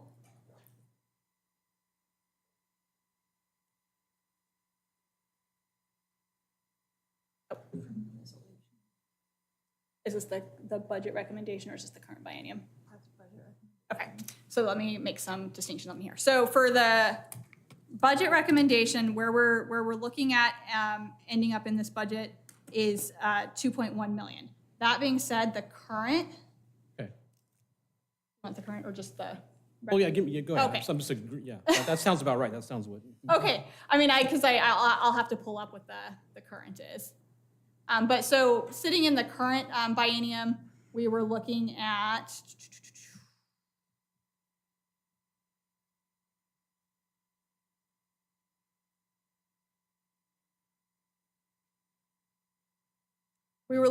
just over 1.1. So the difference that you're seeing there is a couple things that are happening in there. So inside this function is our most probably volatile revenue source for the next 2 years. So anytime you are modeling a recession, lodging tax dollars become a very volatile source. And that is because when you think about where people start to pull back, first things that they stop doing is generally traveling. So you can actually see when you look over time, whenever you go to periods of recession, you can sometimes see up to 60% drop-offs in your revenue. Now, we're not modeling that, I want to be very clear, but what we're doing is because we don't want to overcompensate or overreact and push that through in rates, is we're looking at increasing the reserves until we get a little bit further in to the next biennium to see how that is performing, how really monitoring that. And ultimately, if we see, you know what, we don't need those reserves quite as high, the economy is doing better than we thought, that would be, again, part of those supplemental conversations. But what we don't want to do is over-obligate that funding and then, oops, we don't have it. That being said, that those reserves are based off of our contracts that we have. We have a number of contracts that are funded through that we are obligated for, and then as well as services that we are obligated to provide through contracts that other entities have with us. So, yeah, great questions. Thank you. Okay, I need a deep breath here. Let's do that back. Okay, so moving into city manager's office. So here you're going to see continued support for the organizational, the reorgs that were done earlier this year. So if you'll remember, we reorged a number of positions in the city manager's office, ultimately to provide for some of those economies of scale. So things like that risk manager, and then also allowing us to free up an FTE that we were able to allocate out to other departments. What this does, it maintains that risk management function. It maintains that expanded communications and engagement function that we discussed earlier this year. And it also starts to move forward some items that are outstanding on your strategic plan. So one of the things that we're really excited about is through reworking existing communications and engagement funding, and then a small addition of just $2,000. We are expecting this budget to allow us to provide a Citizen Civic Academy for the city of Albany. For those of you who are not familiar with that, those are academies where residents can apply. They get to be a part of seeing how the city operates. They get to go behind the scenes, really learn how the operations work, what goes into repaving a street, what goes into operating as a police department. I have gone through a Citizen Civic Academy before, and I can tell you it is incredibly rewarding. You really do not understand when someone is just telling you or talking to you or even putting it in a video what really goes into operations. And this is particularly important in this environment, given that there's a lot of distrust in regards to government, and unfortunately we are getting looped into that. And I need to lean in some, apparently. I thought I was loud enough, but I'm getting a warning. So really this is the intent here is to be able to provide more community engagement so people can understand what it is the city does, how it does it, and where their tax dollar is going. Yeah, not a question, a comment. That's great. I think that's a great plan. I am all in favor of people getting off their computers. I say this all the time, getting off their computers and being involved. And that sounds like a great way to engage the community, give them a chance to really look at it. And frankly, the council should probably be the first go around, be a part of that maybe. I would highly Get some knowledge, yeah. Yeah, I would highly encourage, once we get this off the ground, it'll take some time to put it all together. Sure. It's a pretty significant lift for staff to put together. But once we get this off the ground, yes, I would highly encourage not just council members, but members of our boards and commissions. Oh, yes. That being said, you don't have to wait for a Citizen Civic Academy. We try to do a really good job of when you guys have questions, if you want to get a tour of something, trying to do that, being able to show you. I know Councilmember McLeod, you've done several in the last couple of weeks. I think you're probably still vibrating from that transportation. Just last week, I toured all of the fire stations, and I did a tour of the police department. Tomorrow, I'm doing a parks tour and of all the parks here in the city, and we have transportation up sometime soon as well. So yeah, it's great. Couple more questions, one here and then one over here. I was just gonna say, I went through the APD Citizens Academy, and it was really good, and it was interesting, and you do get a chance to learn something. Learn a lot, not something. Learn some things. I think the Citizens Academy here will be awesome, and I think this is a great investment and a way to not just have community engagement, but to get community voice and to get kind of boots on the ground and be able to recruit for our CAGs right in here. Mm-hmm. So I'm all with that. Yeah. Thanks. All right. Samantha? Mine was on this, I was wondering if the Albany PD did have one, and then I was wondering if this new Citizen Civic Academy would roll through, like, is that just budgeted through the Albany Police Department, or is this something that could roll through, like, if they're in that police academy, then like 2 weeks later, they'll be in the, going through Public Works Academy and... So yes, the PD does already have an existing academy, and we do not want to take away from that program. That is an excellent program and has, I think, really helped build a lot of trust in the community for our police department. That being said, this would be in addition to. So the way that a Citizen Civic Academy general for the city would work is that, rather than spending a couple weeks with the PD, they may have a day that is dedicated to the PD and a day that is dedicated to Public Works. It is, you don't get quite as in-depth as that, but I think anything that we can do to bring people in, have them see our operations, even for a day, is really going to start moving that needle. And they then become ambassadors for us, right? They talk about what they saw. I did the Corvallis one, and it was great. Yep. Yeah. But we're very early in the process of what that would look like. We're making the recommendation right now for the funding. Ultimately, if this is approved, then we would begin that due diligence of putting. Is this anything that is ever grant oriented that they could get for like a city to promote people coming in to learn more about the government? I have not seen a grant before that would specifically apply to something like this, but grants are changing all the time. And you might remember, well, you probably actually weren't here for this, but part of the reorg that happened in the city manager's office, one of the positions that got reorged was a position that became a senior management analyst, which is part of that position is looking for additional grant opportunities and supporting our departments in that grant capacity. So we are trying to do a better job, which I think we already do an excellent job, but we're trying to do an even better job of identifying those opportunities when they arise. And another comment. Yeah. Have you started considering utilizing partnerships with the high schools in the area to start planting seeds in the brains of our lovely population, all looking at something they may want to do when they go to college, like civic planning? We are already we're already active in that we go to career days and some of the other things that are done by the school district and others.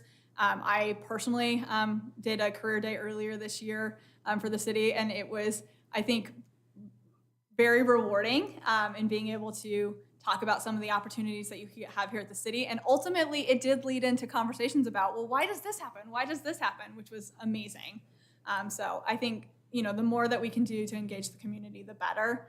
And what I've always found is the more you engage them, the more engagement they want. So one of the things that I found very productive is going to, when teachers invite me out to come talk with the kids about the city, I actually bring up the city's website and I show them what the different sites are in there, show them the tags. Actually, Peter has actually done informational sessions with young people. And on the InfoWare Merit Contest, now I have 5th and 6th graders watching city council meetings because they participate. They draw their poster of what they want for their city. And you witnessed it the other night when they were here for our last city council meeting. It has been a great way to engage with our newer folks, our younger folks. And when I get a call from parents of an 8th grader and say, my son and I would like to have a cup of coffee with you, he asks questions about what you showed him on this website. And I'm getting volunteers because of that. So community engagement is a really big thing. And just to brag a little bit, our children have scored 1st, 2nd, and 3rd in state the last 4 years. So the kids are really looking at what's going on in the city. And it's really nice when a parent says, can you email me or send me the link to the strategic plan in our website? So that's really great. Peter, you had a... Thank you, Chair Summers. Just a program note. This is one of the most important meetings that we will have. And we started at 5. These meetings tend to run quite long. I know one of your members has to leave for personal reasons around 7:30.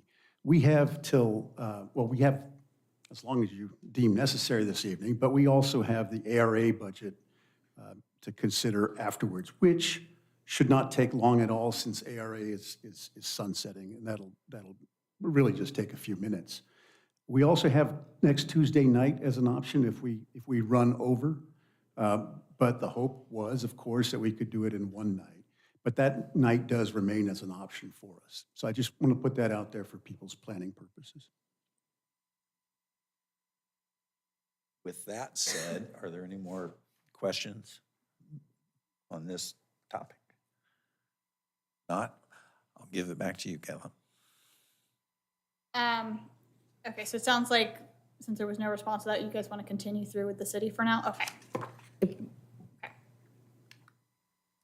Okay, so then moving over to the finance department, first and foremost, I want to be very clear, the finance department does not have $41 million at their disposal. So for any of the citywide revenues that are coming in, citywide transfers, things like that, those all run through the finance department. So their actual operating is much lower than that. It's $4.5 million for finance and then $2.7 million for the court function. But I just want to be very clear about that up front. So what we have happening in finance, this is maintaining those reorganizations that happened earlier in the year. So thank you very much to council for working through those. We also are recommending a one-time funding investment in a reset of our enterprise resource planning system, our ERP. So what that is the underlying software behind all of our financial transactions, our personnel transactions. It underlies basically every function that the city operates for. And the reason that we want to make this investment is back in 2018 when the city moved from Eden, which was its financial system at the time, to Munis. We moved from what was considered a limited service financial system to this full service model. And when you do that, you just don't know what you don't know. And so over the years, we have found that there are a lot of areas that are extremely painful, that are not working well, not working properly, and there's modules that were never fully built out. And that is causing a ton of rework within the organization, and it is also a contributing factor in why we have been so far behind on completing those 2023 and 2024 financials, is because some of the structures that the system has set up, this is where I mentioned earlier that there are some programs that should take, or functions that should take 2 hours, that take 20 hours. That is in large part due to the state of our ERP. So we'd like to we're recommending a one-time investment in this biennium to help hire a third-party consultant to help us work through laying out our processes, building out those final modules in order to reduce the amount of manual time that goes into these, and also increase the ability to report and provide modeling services so that council, the budget review committee, and others have better information to work with when they are making their decisions moving forward. And then additionally, because there's been high turnover in this group and there is expected to be more turnover in the next couple of years because of retirements, we are recommending some funding for some additional professional development because this is an area where people do things wrong. It does have cascading and very long-term effects, so we want to make sure we do things right the first time. Okay, getting into HR, you guys are going to keep hearing the turnover piece here. So the recommendation for HR is to fund 2 senior HR analysts in this biennium. Ultimately, long-term, that is going to net out at 1 FTE, so I'll walk you through that for a minute. So our HR team, as we were going through and looking at what we could do from an organizational standpoint to set us up for the future, deal with the upcoming turnover, HR, quite frankly, was a bit of a pain point. They have had, it's a staff size of 7. They have had 3 people leave in a 6-month period, all citing burnout. For reference, they used to do 26 recruitments in a year. They now do an average of 26 recruitments in a month. And this is in addition to all of the new requirements that have come down from the state in terms of benefits management, requirements that come from the federal government. Ultimately, this is an area where we have a significant issue with retaining employees. Now, layer on top of that what we're looking at over the next 2 years. They have 3 of their remaining employees eligible for retirement. So in 2 years, the only familiar face you are going to see in human resources is our director, Holly Roden. And that is a very difficult place to be in. So what we're recommending here is 2 senior HR analysts so that we can bring in some people who are a little bit more experienced to help us manage through that turnover, help facilitate that cross-training. And then through those 3 retirements that are expected, we will net back out one of those positions will go away once that retirement occurs. I can't point you to the specific position because it's all dependent on who retires when, and we're not allowed to ask them. But that is ultimately the goal here, is to net 1 additional position in here to help with that growth and that load. For reference, this is a resounding pain point we heard from across all of our departments this year. When you start talking about where we used to have conversations in isolation versus now getting to hear about all of the needs from the departments over and over again, it was brought up that there is difficulty in moving through recruitments, time to turn around, losing candidates, things like that. And that's not to say that this group doesn't do an excellent job with the resourcing they have, but it's really a function of just the load and capacity in this area. And then, of course, because it's going to be an entirely brand new staff in here, funding additional staff development for this group, because there's a lot of training that's going to have to happen with newer people. Moving forward, IT. So for our IT team, highlights of this year, first and foremost, we're addressing a lot of necessary equipment replacement and software upgrades, which we have been saving up for over the last several years. So you will actually see a big increase as we deal with some of that replacement this biennium, and then that gets backed out in some of the future years. We are also recommending funding for a system administrator. So again, walking through what were the common pain points that we heard from across departments. Love our IT department, they do a lot. But again, IT was a barrier to being able to move forward and finish building out systems and automations for a number of our departments. And that ultimately comes back to a lack of capacity in our systems administrator group. Essentially, these are the people who make sure everything connects, talks to each other, works together properly. So we are recommending that funding of that position in order to move forward those items, which we really think will ultimately pay dividends in terms of the operating costs of the city. And then another one in here that I think is an exciting one is this funds a Monday.com expansion. So this year, we recognized and heard from multiple departments that we were looking at various project management software items, but each group was kind of looking at different things.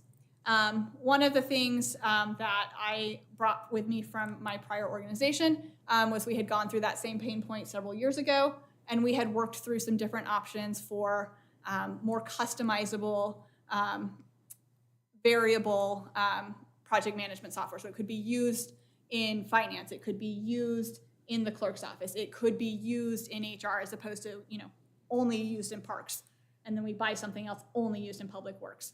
So using some of the vacancy savings that we had this year, we did a very small pilot for about $3,000 of this program across the finance and city management departments, which we also demoed out for our other departments. We were able to yield from that pilot program $70,000 in what are called hard savings, so avoided contractual costs, and then $33,000 in redirected staff time just from that one pilot. We did a demo with our departments. Our departments are very excited about it and are seeing uses for this from everywhere from the library to parks to community development. And so we are recommending expanding that program across the city to allow for that automation and tracking to happen throughout the city. And we do expect that this will ultimately reduce that manual piece of a lot of processes and ultimately drive down those costs. And then finally, this does include the funding for the cybersecurity grant that IT recently received. Okay, so I'm going to get to the fun programs here. So we're going to get into parks, recreation, and facilities, and then we'll talk about our library as well. So we have heard over and over again, looking back at really the last budget discussion, looking at some of the conversations that have happened with council over the last several months, a desire for there to be increased investment in our parks and recreation programming. So the budget recommendation this year, we really took a good hard look and had a very deep conversation with our parks team on what they want to look like in the next several years and what they need to get there.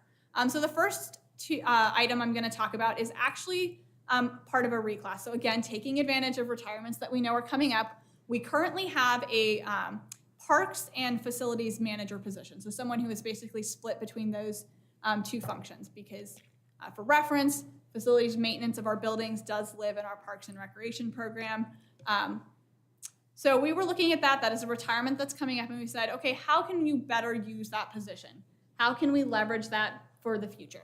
So what we're recommending is reclassing that position into a dedicated parks manager to provide additional oversight on our parks functions, additional support to that team, and then from that reclass also funding a building maintenance worker 2 to provide more boots on the ground. This is, again, a common pain point we heard across every single department to the point that we had some departments at their wits' end for service on building maintenance wanting to add their own FTE directed towards their building maintenance.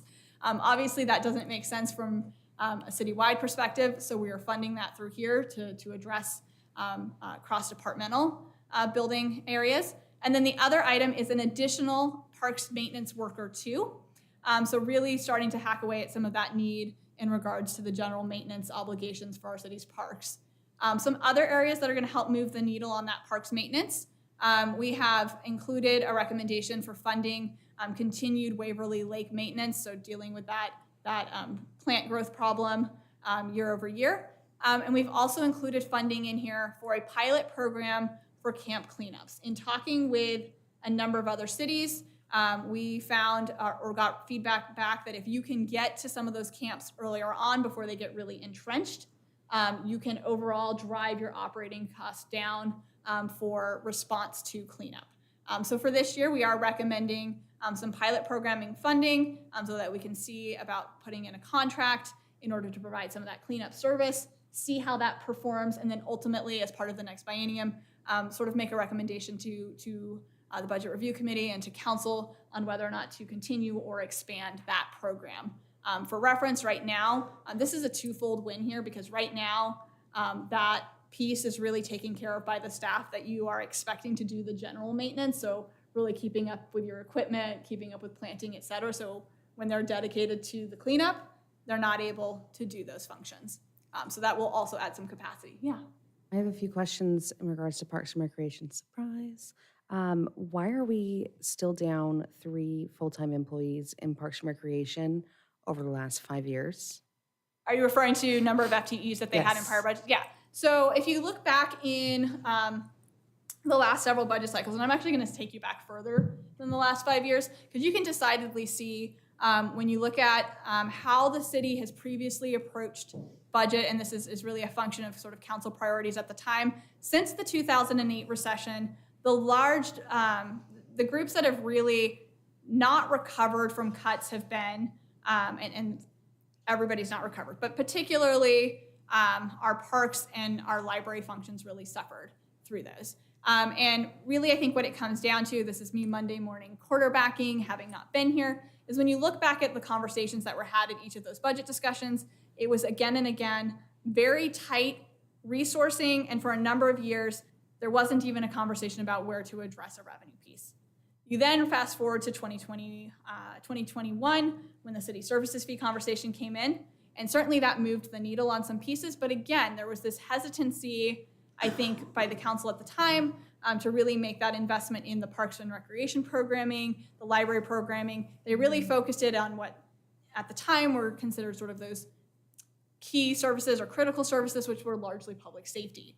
That being said, I think what we're hearing from the council now, and I think is recognized by staff as well, is that really parks, recreation, culture, those are part of the key services that a city provides, right? Ultimately, investments in those items today impact things like crime rates down the line, and ultimately really play into what how the city and the community performs as a whole. You also see during that time very specifically the cuts for Maple Lawn that Peter mentioned earlier. And so we're not recommending bringing that program back right now. And so you wouldn't see FTEs coming back in that. Where we really focused in on, based on sort of the conversations that we had heard and understanding the needs of our Parks Director, was really in that Parks and Recreation side for the community. I have a few more questions in regards to underneath the Parks and Recreation umbrella. I noticed, this is page 20, if you want us to follow along, donations, River Rhythms, I'm assuming, has $18,000 budgeted for the last biennium, and the proposed for 2025, 2027 is $363,000. Can you speak more to that? Yeah, so that's going to be a collapsing of donation lines. So we're moving to an object code that is a pure donations object code. One of the issues with our current setups in Munis is that we can't, for reporting, show the object code name change until after July 1. It's the whole thing, they won't let you operate in 2 different setups. So we actually have our entire Munis system going down for a week at the end of June in order to make that switch over. So that is ultimately going to become a donations line. So all of the donations for different programs will fall under there. We then have created associated program codes with them so that we can still track specifically donations for, words, I've been talking too long, River Rhythms, Northwest Art and Air, et cetera. What I will tell you in relation to donations and sponsorships, and this is something that we are cognizant of and preparing for in this budget, is we are already starting to see that constriction of people who are worried about funding over the next couple of years. So we're seeing it become harder and harder to get those donations, harder to get those sponsorships at the levels that we've had in prior years. So that is part of the conversation that's going to be driven tonight around some of the funding source pieces. Yeah. Could you also, I'm assuming this might be also collapsing, but I just would, for my own curiosity, the food fair budgeted, last biennium was also 18,000, proposed is 105,000. Sorry, say which one again? It's 432000, page page? 19.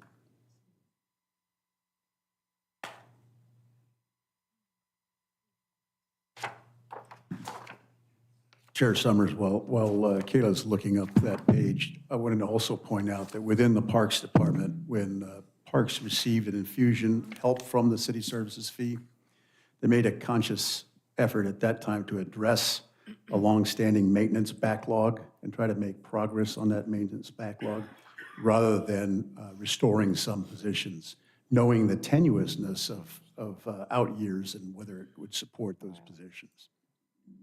And another comment, please. Yes. So the pandemic did bear down on the park staff as well, Parks and Recreation, because we couldn't do any activities, couldn't have concerts. So that, and we're still probably years away from returning to some level pre-pandemic, is that correct? It all depends on the investments that the council makes in terms of conversations around the revenue side of things. For us, under current funding mechanisms, to get back up to those levels, yes, we would be a significant ways away.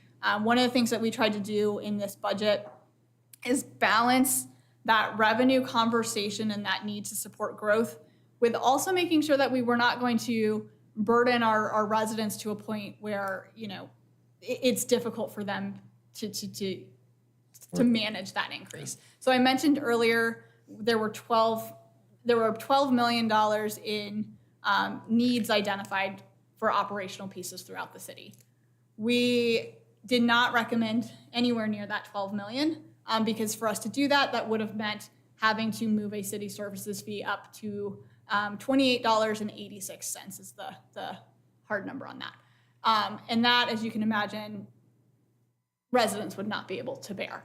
And so we were trying to balance and in great conversation in conjunction with our departments, what can have the most impact today, what allows us to have some of those other revenue conversations I've talked about earlier, so that we can actually move and dial back that number long term. Because what we don't want to do is overburden and then, you know, it's just very difficult for residents. We understand that and are sympathetic to that. I have an answer to the earlier question. Can I answer that real quick? Yes. Sorry. So what's been rolled into that line, so that is becoming a program fees line. So this is the object code name can't change until after July 1. But what's been rolled up into there are things including parking fees, artist fees, the food vendor fees, et cetera. Those are all collapsed into there. And then we can still track per event how those are drawing based on those program codes I mentioned earlier. Thank you. Kayla, you and I had spoke earlier, and I was hoping you could explain for everyone else as well the funding for public art and how it relates to the Parks and Recreation Fund, and where are we getting money for public art? Yeah, thank you for that. Because with all the questions, I forgot to make that point here. So public art is something that we have heard from a number of council members is something that we want to look at moving forward. So if you'll remember back in the meantime, we did do an expansion back in the community development slide of that tourism promotion grant to explicitly call out public art. And so that was very intentional because that is a program that has historically not been utilized by that group, but is an area that could be a funding source. And what that allows is for some funding and opportunity in this biennium, while we also look at some bigger items. So getting back to when we have capacity and are able to not be in crisis mode, which is where some of these recommendations are coming from for staffing, we can look at really big, bold projects. And one of the projects that we want to work on in this biennium is actually looking at setting up a civic 501c3 for the city of Albany. So one of the barriers for not just the Arts Commission, but a number of our groups, is that the city is not a 501c3. Yes, we are a nonprofit, but when you start getting into grant programs, they oftentimes will have very specific requirements that you must be a 501c3 in order to apply. And this is the case specifically with arts programs. It's a very unusual setup here in Oregon. Most states, when they do their arts funding, do include local governments in that, but Oregon explicitly says they will only fund 501c3s. So as we were looking through it, talking through that conversation around arts, we realized there was a bigger need throughout the city to open up capacity to apply for grants that we have not been able to apply for before. And that is where we really looking at the time investment, because it's probably going to be a year to a year and a half to really set something up like that, we came to the conclusion it probably makes the most sense to go ahead and set up a civics 501c3, which basically is a 501c3 that supports the civic institution of the community, in this case, the city of Albany. And that would allow us to run, help support not only grants for the Arts Commission, but whether that be HRC, who was here a couple weeks ago with their work plan, or others, that starts to open that up. And it also helps us to bridge some of the gap that we may see, certainly not all of it, but some of the gap that we might see from the federal funding pullback. So that is a really exciting project that we're looking forward to doing to open up some of that. And follow up on that question. Can you tell me about the communication that you have with the commissions and staff members that are involved in those groups, so that they know when to apply for these types of fundings and have access to that information and transparency with that?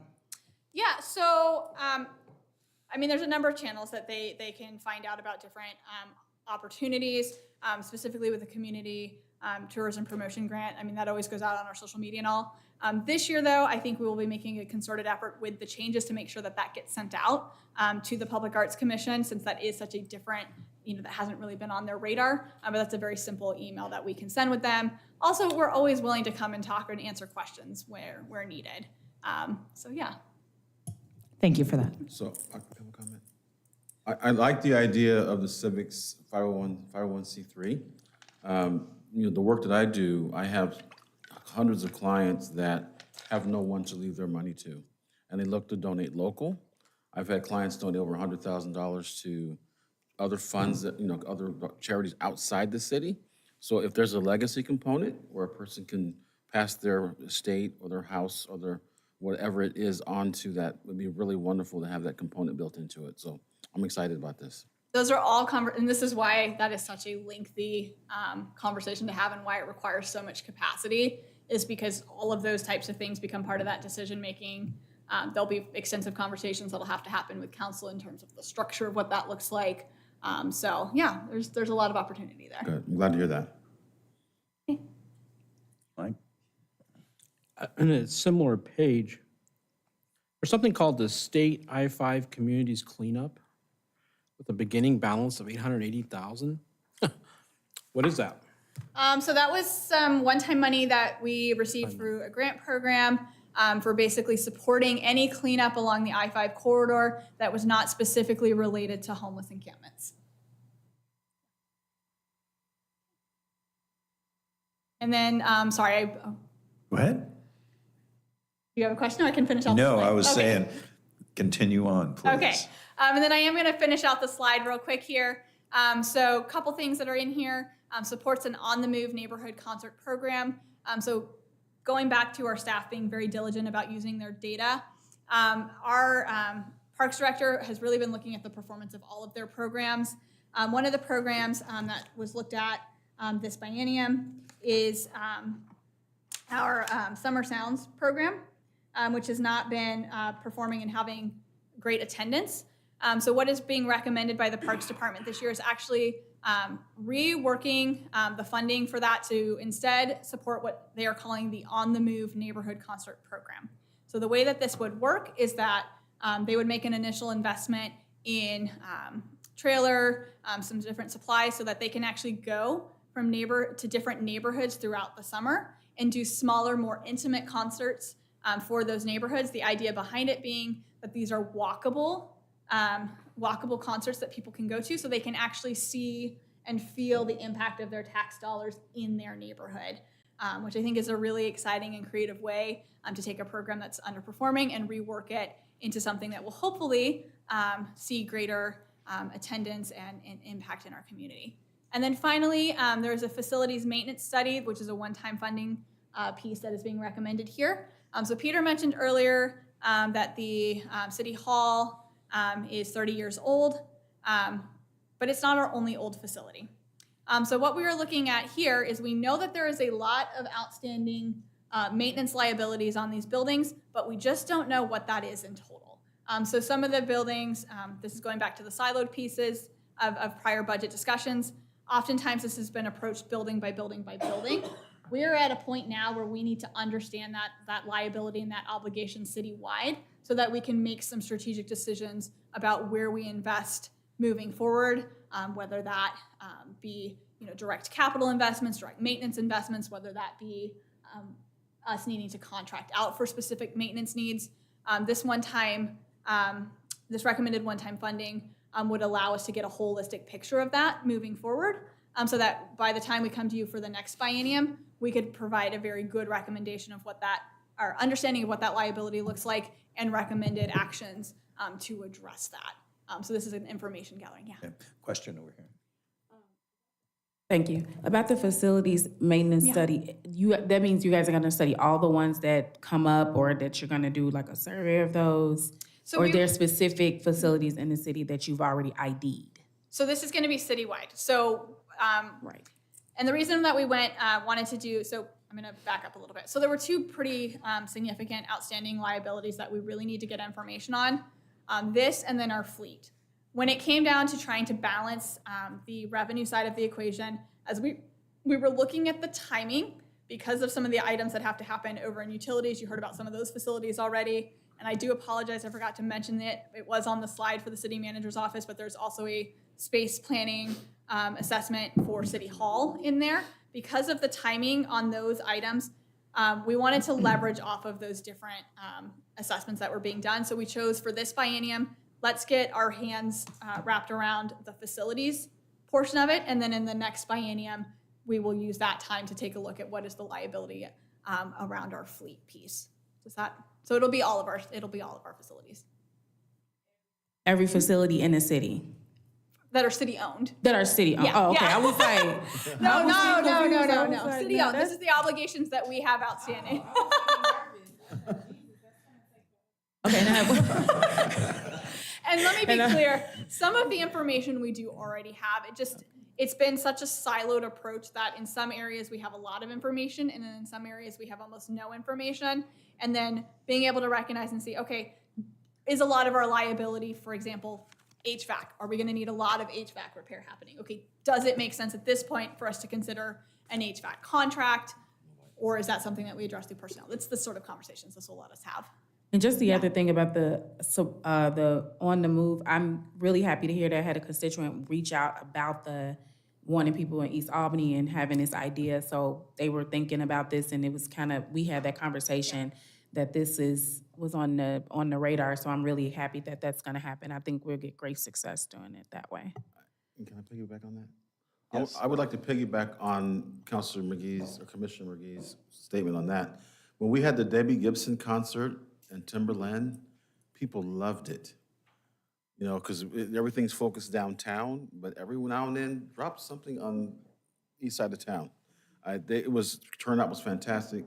I got a lot of praise. The city got a lot of praise for moving that concert because we were doing the work over here, but East Albany would love some love, and also South Albany as well. Because my neighborhood, we got this gigantic park called Tilo Calapulli Park. Be a great place for a concert.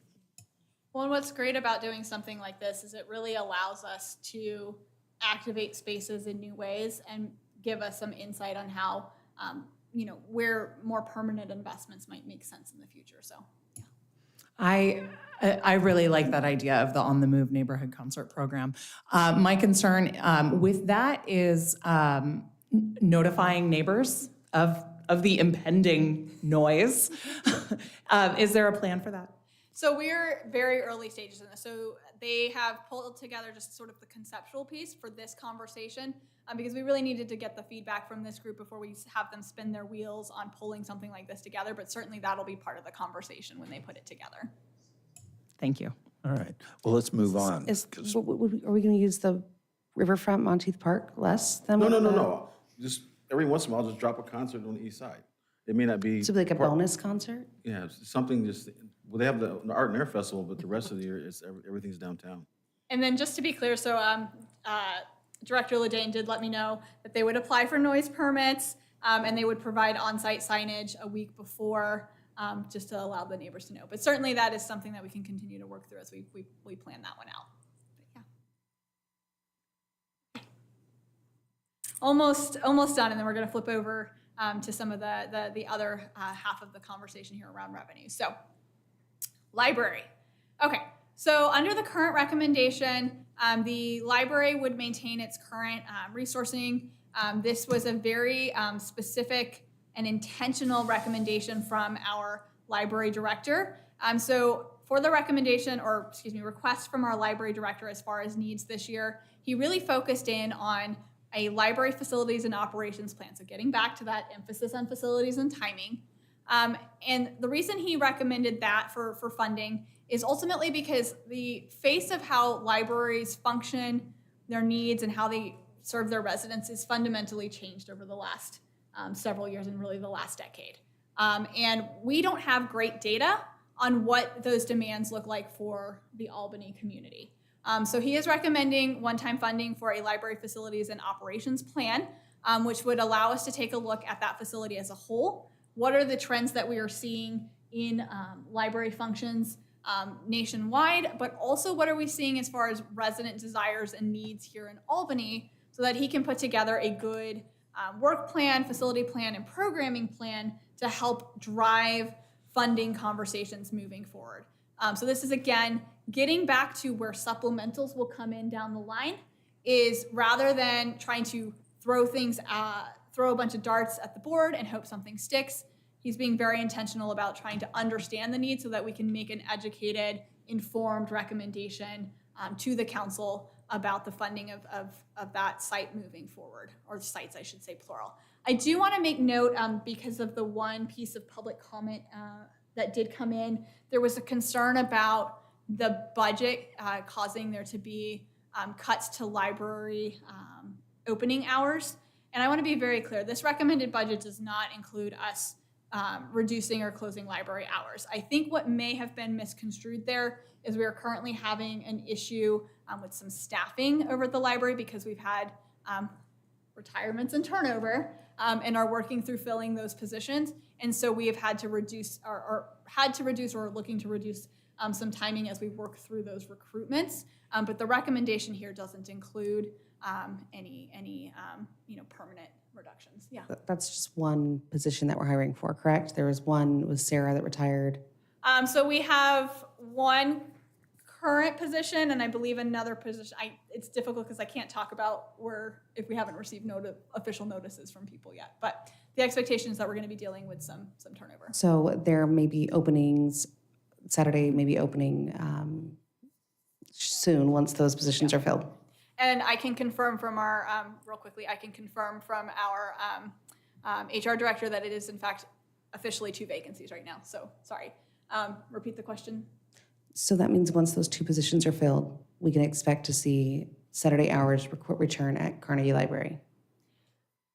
It's going to be dependent on our library director and where everything falls, but I can tell you right now that the budget is not driving that. It depends, I think, probably on who they bring in and how skilled they are and where they sit, because there's going to be a training period. But ultimately, the intention is not to permanently reduce hours. I'm not going to say on day 1 those get opened back up, because there's a training piece on that. And Eric does say that is his intent.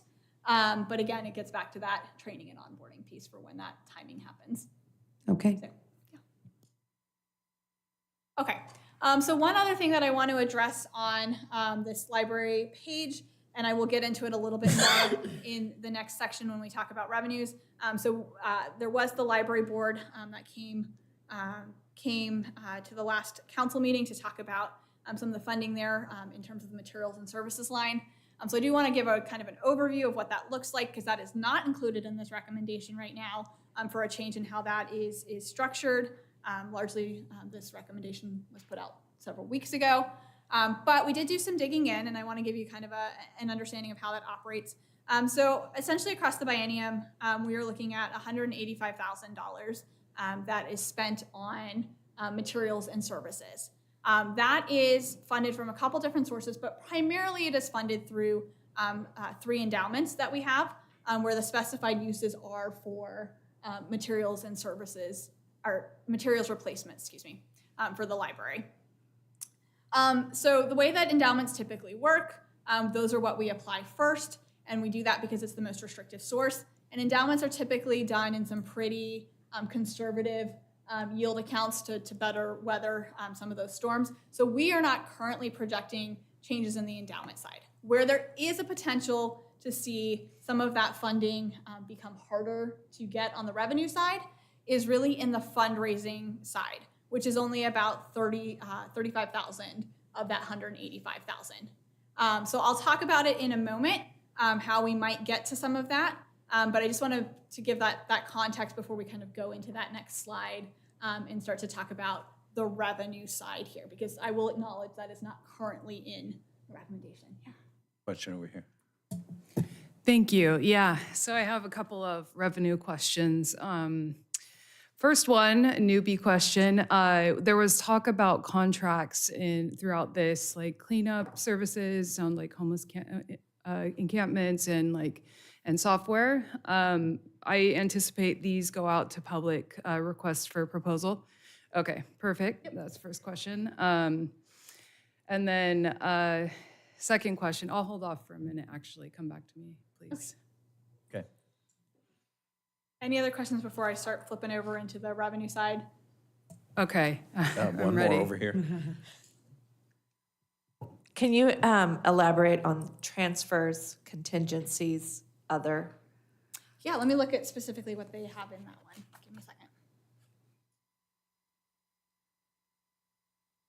I know part of that is going to be some of the reserves because of the structure of our, so there's going to be a couple things that are going to be in there. So there's going to be a couple different types of reserves. So reserves for things like equipment replacement. Remember we talked about earlier, we save up and then we do that equipment replacement. I suspect that is probably the vast majority of what they have in that line, just knowing what their functions are. Let me take a look though. Yeah, so there's going to be that driver, and then also just us looking to maintain some of the reserves for that program, because that is an isolated program with some individual revenue sources in there. So trying to weather that. Yeah. The reason that I had asked is, and I'm a little bit of a newbie as well. No, it's okay.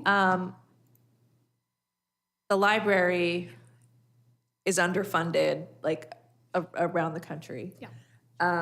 So if we're seeing a reduction in the capital outlay and the transfers, if those are being reduced, can that be moved over to other resources as opposed to just asking for less for those items for the next year? Is that amount being added? So I apologize if I don't fully understand your question, but I'm going to try to answer it and then let me know if I don't get to it. So when we are looking at funding mechanisms and where things change, not all expenditures are the same. So you're going to have things that are one-time expenditures that come and go, and we typically use one-time revenues for that. So reserve buildups, things like that. When we're talking about ongoing, which is really what we're looking at when we're thinking about this shift in funding for library programs across the country, we're going to want to meet that with a revenue source that is also an ongoing revenue source. So a lot of the reserves that you're thinking about, that's one time because it's been small portions over years that have been pushed away to help us prepare for when they have to replace computers over there, various equipment, technology, et cetera. So I hope that answers your question. Okay. And we come back over here. Thank you. Quiet over there for a long time. I saved my questions for the end. I think Oh, that it's was okay. the Well, problem. we're not to the end yet. We have a whole revenue side of the conversation. And then when I realized all eyes were on me, all the nerves hit. So apologies for earlier. Okay, I put all eyes on you all night. Yeah. So I noticed reading through the budget document, there's the majority of the units, there's a significant increase in education and training. So my anticipation is probably like the onboarding of the new staff, right? Or correct me if I'm wrong, but my question is, what are we investing in with those funds? Yeah, so it's actually a combination of things. So some of it is increases. There is also, again, going back to the collapsing of the object codes. So that professional development line used to be split into like 5 different object codes. Like we were making an object code specifically for like the travel cost associated with fuel, and then the actual cost for the registration, and then the cost for other travel was totally separate. So those are getting collapsed. So that's some of it. But you are seeing, and I did try to mention that throughout the slides, very intentional increased investment in professional development because we know we are going to have that newer staff. So that covers, depending on the department, an array of things. So everything from if there's certain legal requirements or certifications that they're going to be required to have, making sure that we have the funding for that. Also, more general training, whether that be we're going to see a movement of new supervisors throughout the organization that are going to need to learn how to do that if that's not a function they've been in before, various leadership training. So it really depends on the function and what we identified as the need in that group. Great, thank you for that explanation. And my hope is that as we develop these trainings going forward, is that they are sustainable, because I've heard that you're doing succession planning, so that we can maintain those going forward. So I will tell you from years and years and years of performing as a budget manager, the knee-jerk reaction in times of difficult funding are for organizations to cut professional development. It is usually one of the first lines to do that. I will tell you that from a budgetary standpoint, that is a mistake long term. You are always going to pay for that down the line. We can actually see that right now in terms of supervisory training. That is an area that got cut over the years due to capacity issues and various funding issues. And we can now see a correlation happening where we have more investigations that are having to happen, which are very, very expensive, more claims that we're having to work through because we reduced that investment in time and resourcing in that. So, yeah. Just last comment, part of retention is professional development, so I'm glad to hear that there is a focus on that. Yeah, we are putting a big emphasis because we know there's some turnover we cannot control because of the retirements. We're putting a very big emphasis in this biennium on addressing the turnover issue where we can and the retention issue where we can. And so professional development is very intentional there because for those of you who don't know, the cost to replace an employee is 50 to 150% of that employee's salary, just in the cost of the recruitment. That's not getting into the lost productivity, the changes in service levels. And on average, it takes an employee about 3 years in a role to become as confident and comfortable as the person who was in that role before them. So you do, if you're not investing in moving that forward more quickly, you do start to see those declines and feel that, the public will feel that, so, yeah. Caleb, we're going to stop for a bio break. Thank you, Have because I need one come- too. All right. Because then we'll come back in and let you start on the revenue. Okay, thank you.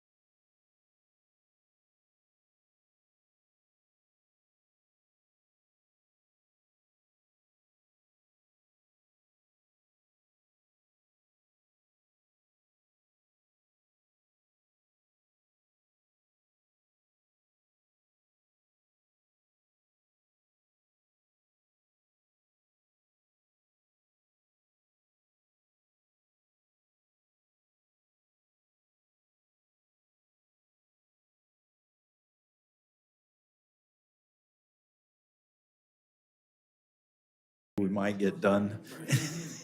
Okay. Have been suggested. Okay, so, Well, I also give lengthy answers to make sure you guys understand, so. right. Okay. Okay, back to our seats, please. Let's start it again. What, you're still chewing? So you want to have the chair tell the plan? Yeah, do you want to explain the plan while I? Okay, the plan that we have is that we're going to go through the 4 revenue slides that she has. We are then going to table discussion on it. We won't do any voting this evening. We'll come back next Tuesday, and if people haven't had their questions answered, we will ask them at that time. And then we will end this budget meeting, and then I will directly go into an ARA budget meeting. I will open it up, and then I will say we are going to continue this meeting next Tuesday, and then I will end the meeting. We have to make a motion and a second and a Yeah, vote. correct. I will open it up. I will ask for a motion, or I will suggest we continue it. Next week, there'll be a motion made, a second, and then a vote. So, and as soon as that's taken care of, we will end this evening's meeting. So, please start. Okay. Whew. As promised, so we're going to get into the revenue conversation here. And as we've talked to many times throughout this presentation, this is going to involve a city services fee conversation. And that is largely because in the toolkit of options that a city has at its disposal in order to address the revenue side, city services fee is really one of the only options that the state of Oregon leaves us. Mentioned earlier, so we've had 19.7% inflation since the city services fee went in, another 5.4% projected. And really over this period, on inflation alone, the general fund has had to absorb over $11 million in costs, which you've seen through the cuts and various things that we've talked about earlier. And that is because when it was established in 2021, it has remained flat since. We've never applied inflation. We have not increased it, even as you saw record-setting inflation over some of those years. When we're talking about city services fee, I want to make it very clear that the city services fee alone is not a solution to long-term structural problems with the city budget. And the reason for that is because the city services fee, you can see the numbers down there, is a very small piece of the pie relative to the larger expenditure piece that we're talking about. Ultimately, this is why when I get to the next slide and start talking about the recommendations that we're looking at around the city services fee, you will see that the city services fee by percentage increases more than that 25.1, but it's because it is having to, when you make that movement on a smaller amount, it's just not the same amount of dollars as this big pie that is building. So for reference, we did not take having a city services fee discussion lightly. I've talked about multiple items already throughout this presentation that we looked at from an efficiency standpoint, that we looked at from a how to move the line down long term. I will also note that we have already built into those long-term models things like the expected changes from community development fees. We've also built in some expectations already around being able to recoup additional revenues from our IGAs, intergovernmental agreements, in terms of administrative costs. So we went into this going, what are all of the other options we have at our disposal before we get to city services fee? So for reference, you can see here some city services fees around some of the other communities. One of the things that we wanted to make sure in pulling together this recommendation is that we did not also put too much on our residents in relation to some of our other communities. You can see largely most of the cities in there are really around that sort of $15, $16 range across there. We are not, we are clearly not at that. We're at $9 right now. So what we're recommending is really, we have two options for consideration tonight. So if we want to maintain current resourcing, so this means maintaining the existing staff levels, taking back out all of those things that were recommended additions, all of those recommended reorganizations, Also taking back out those associated cost recoveries that happen long-term with some of those. We would be having to close the gap on just existing resourcing. We would be looking at a city services fee of $13 plus an annual inflationary increase to help offset some of this sharp movement that you see when we do catch up. What staff is recommending tonight, though, is this future-focused option that you see here. So this funds those additional personnel, it funds those additional programs that would help us move that line long-term down, so that hopefully we are not having to make the same drastic increases in out years. That recommendation would put us at $14.77 plus an annual inflationary increase. So well in line with and well below, in some cases, some of those cities that you saw on the previous slide. That being said, I did promise I would talk to the library portion of this because that library piece was not included in here at the time. If we wanted to basically say we're not using the endowments, we want to basically pull in that $185,000 from city services fee, that would be a 28-cent increase on this number that you see here for that $14.77. I don't think that is a good option. I wouldn't recommend that to you based on my budgeting experience because we do expect those endowments to still come through. But what I would potentially offer out to you is if you want to close that potential $35,000 gap, that would be a single nickel increase on that. So for a single nickel each month, you could fund additionally on that $14.77, so going to $14.82, that potential gap in the library materials and services budget. Couple things that I want to throw out there, because we did have a lot of questions around low income assistance. Anytime we are talking about rate increases, we want to be cognizant of how that impacts the community at large, particularly the members of the community who are most at risk. So we do offer a low income assistance program. You can see it right there. To qualify, you have to be 60% or less of the state median income. That is in line and actually, in fact, more generous than some of our neighboring communities who require more stringent thresholds to get to their low income assistance.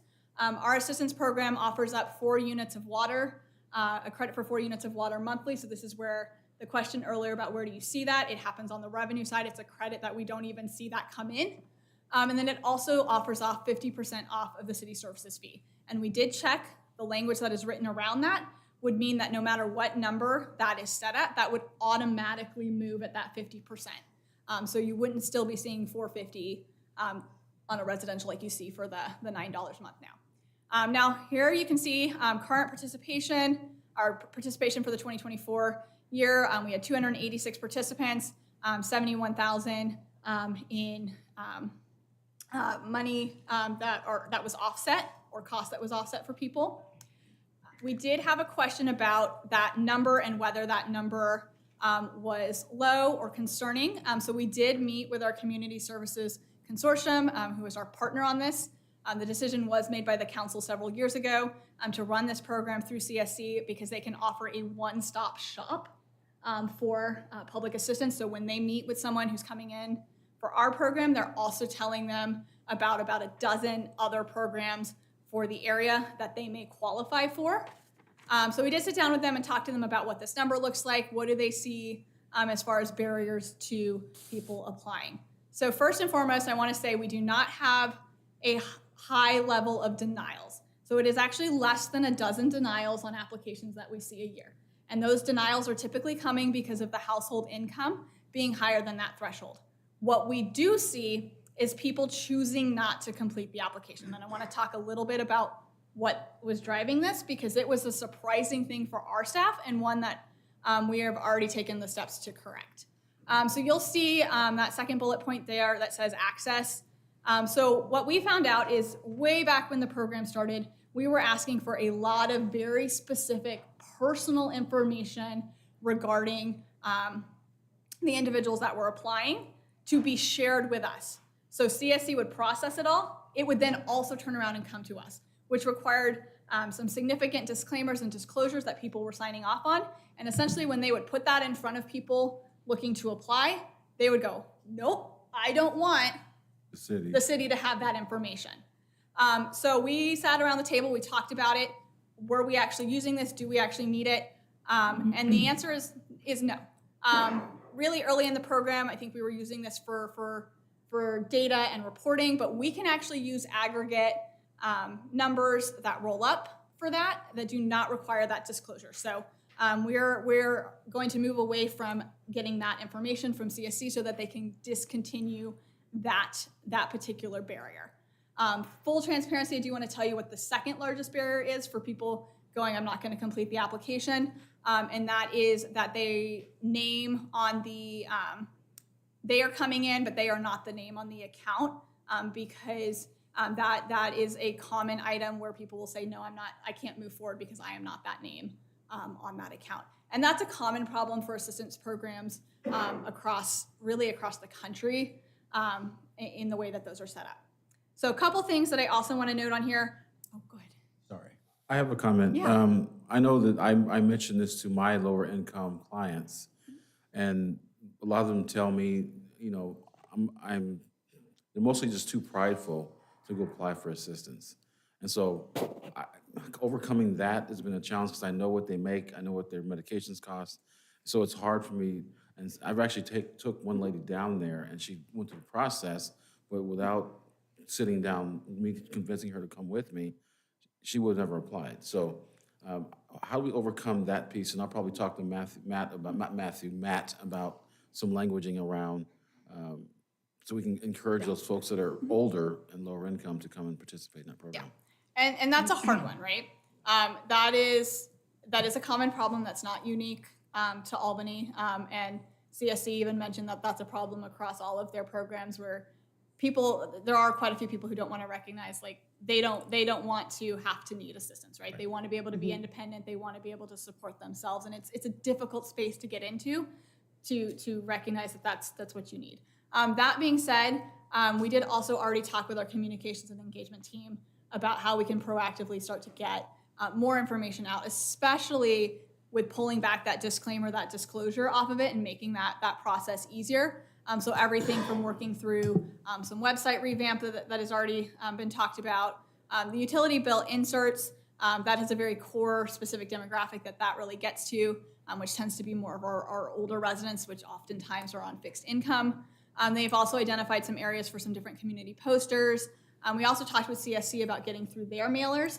And then also our communications and engagement team will be getting out at events this year during the summer, both to talk about this program and the budget as a whole. I won't get into that tonight because we're going to stop on after this slide, but I do want to make that note. We also want to make sure from an accountability side, especially for changing things and doing a big push like this, that we are getting that regular data. So being able to get those summaries for the month and internally being able to review that data and see, are we actually moving the needle? But to the point that you make about that pride piece, that is a very hard one, and that takes a lot of face-to-face conversation to move forward. So I think in regards to that one, that is going to be most effective in that event arena. Well, I have some events scheduled with my clients to come and talk about this program, so I'm reaching out to CSC because they really want to know, but I have to help them overcome that pride piece. And it's very scary for somebody that's been independent for 80 years to suddenly need help. And so, yeah, so I'll be working on it as well. I just wanted to say thanks. I know I've been harping on our low-income program for a while, so thank you so much. I'm glad that we're removing some barriers and, yeah, getting it advertised more to folks, so thank you. Well, and I will say I appreciate you harping on us because it did force us to ask some very hard questions that we hadn't asked. Sometimes you just get so stuck in the day-to-day and then, constantly just trying to get through the crisis that's on your plate right now that sometimes you don't get to step back and ask some of these questions. So it was very informative for us on that disclaimer. Thank you. Thank you so much.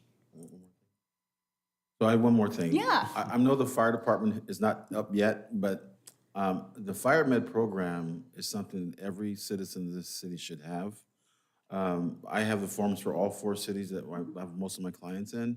And for the ones here in Albany, they fill it out and I take it to the fire department with their check. So maybe some more information out about that because hospital transportation is a big expense for somebody on a fixed income, for any family for that matter. But I think more an insert with the fire med program would be great. Yeah, that's great feedback. I will say, having firsthand had to ride in one of our ambulances, that bill is shocking when it comes to you. So that is a wonderful program. So with that, this is the end of the revenue slides of this. So I'm not going to get into the next steps. We can save that for next week for you. So yeah. I would take a motion to table the rest of the budget discussions until next week. I make a motion to table the budget meeting till next Tuesday. Second. Moved and seconded. Aye. Any? Just a minute. Aye. A chance for a little discussion, if there is any. I don't think you're gonna get it. Nope, we're good. Okay, I don't see any discussion, so all in favor, say aye. Aye. Opposed, same sign. Thank you. Now we have to, it's time to open up the, and let me get my glasses on so I can see it. There it is.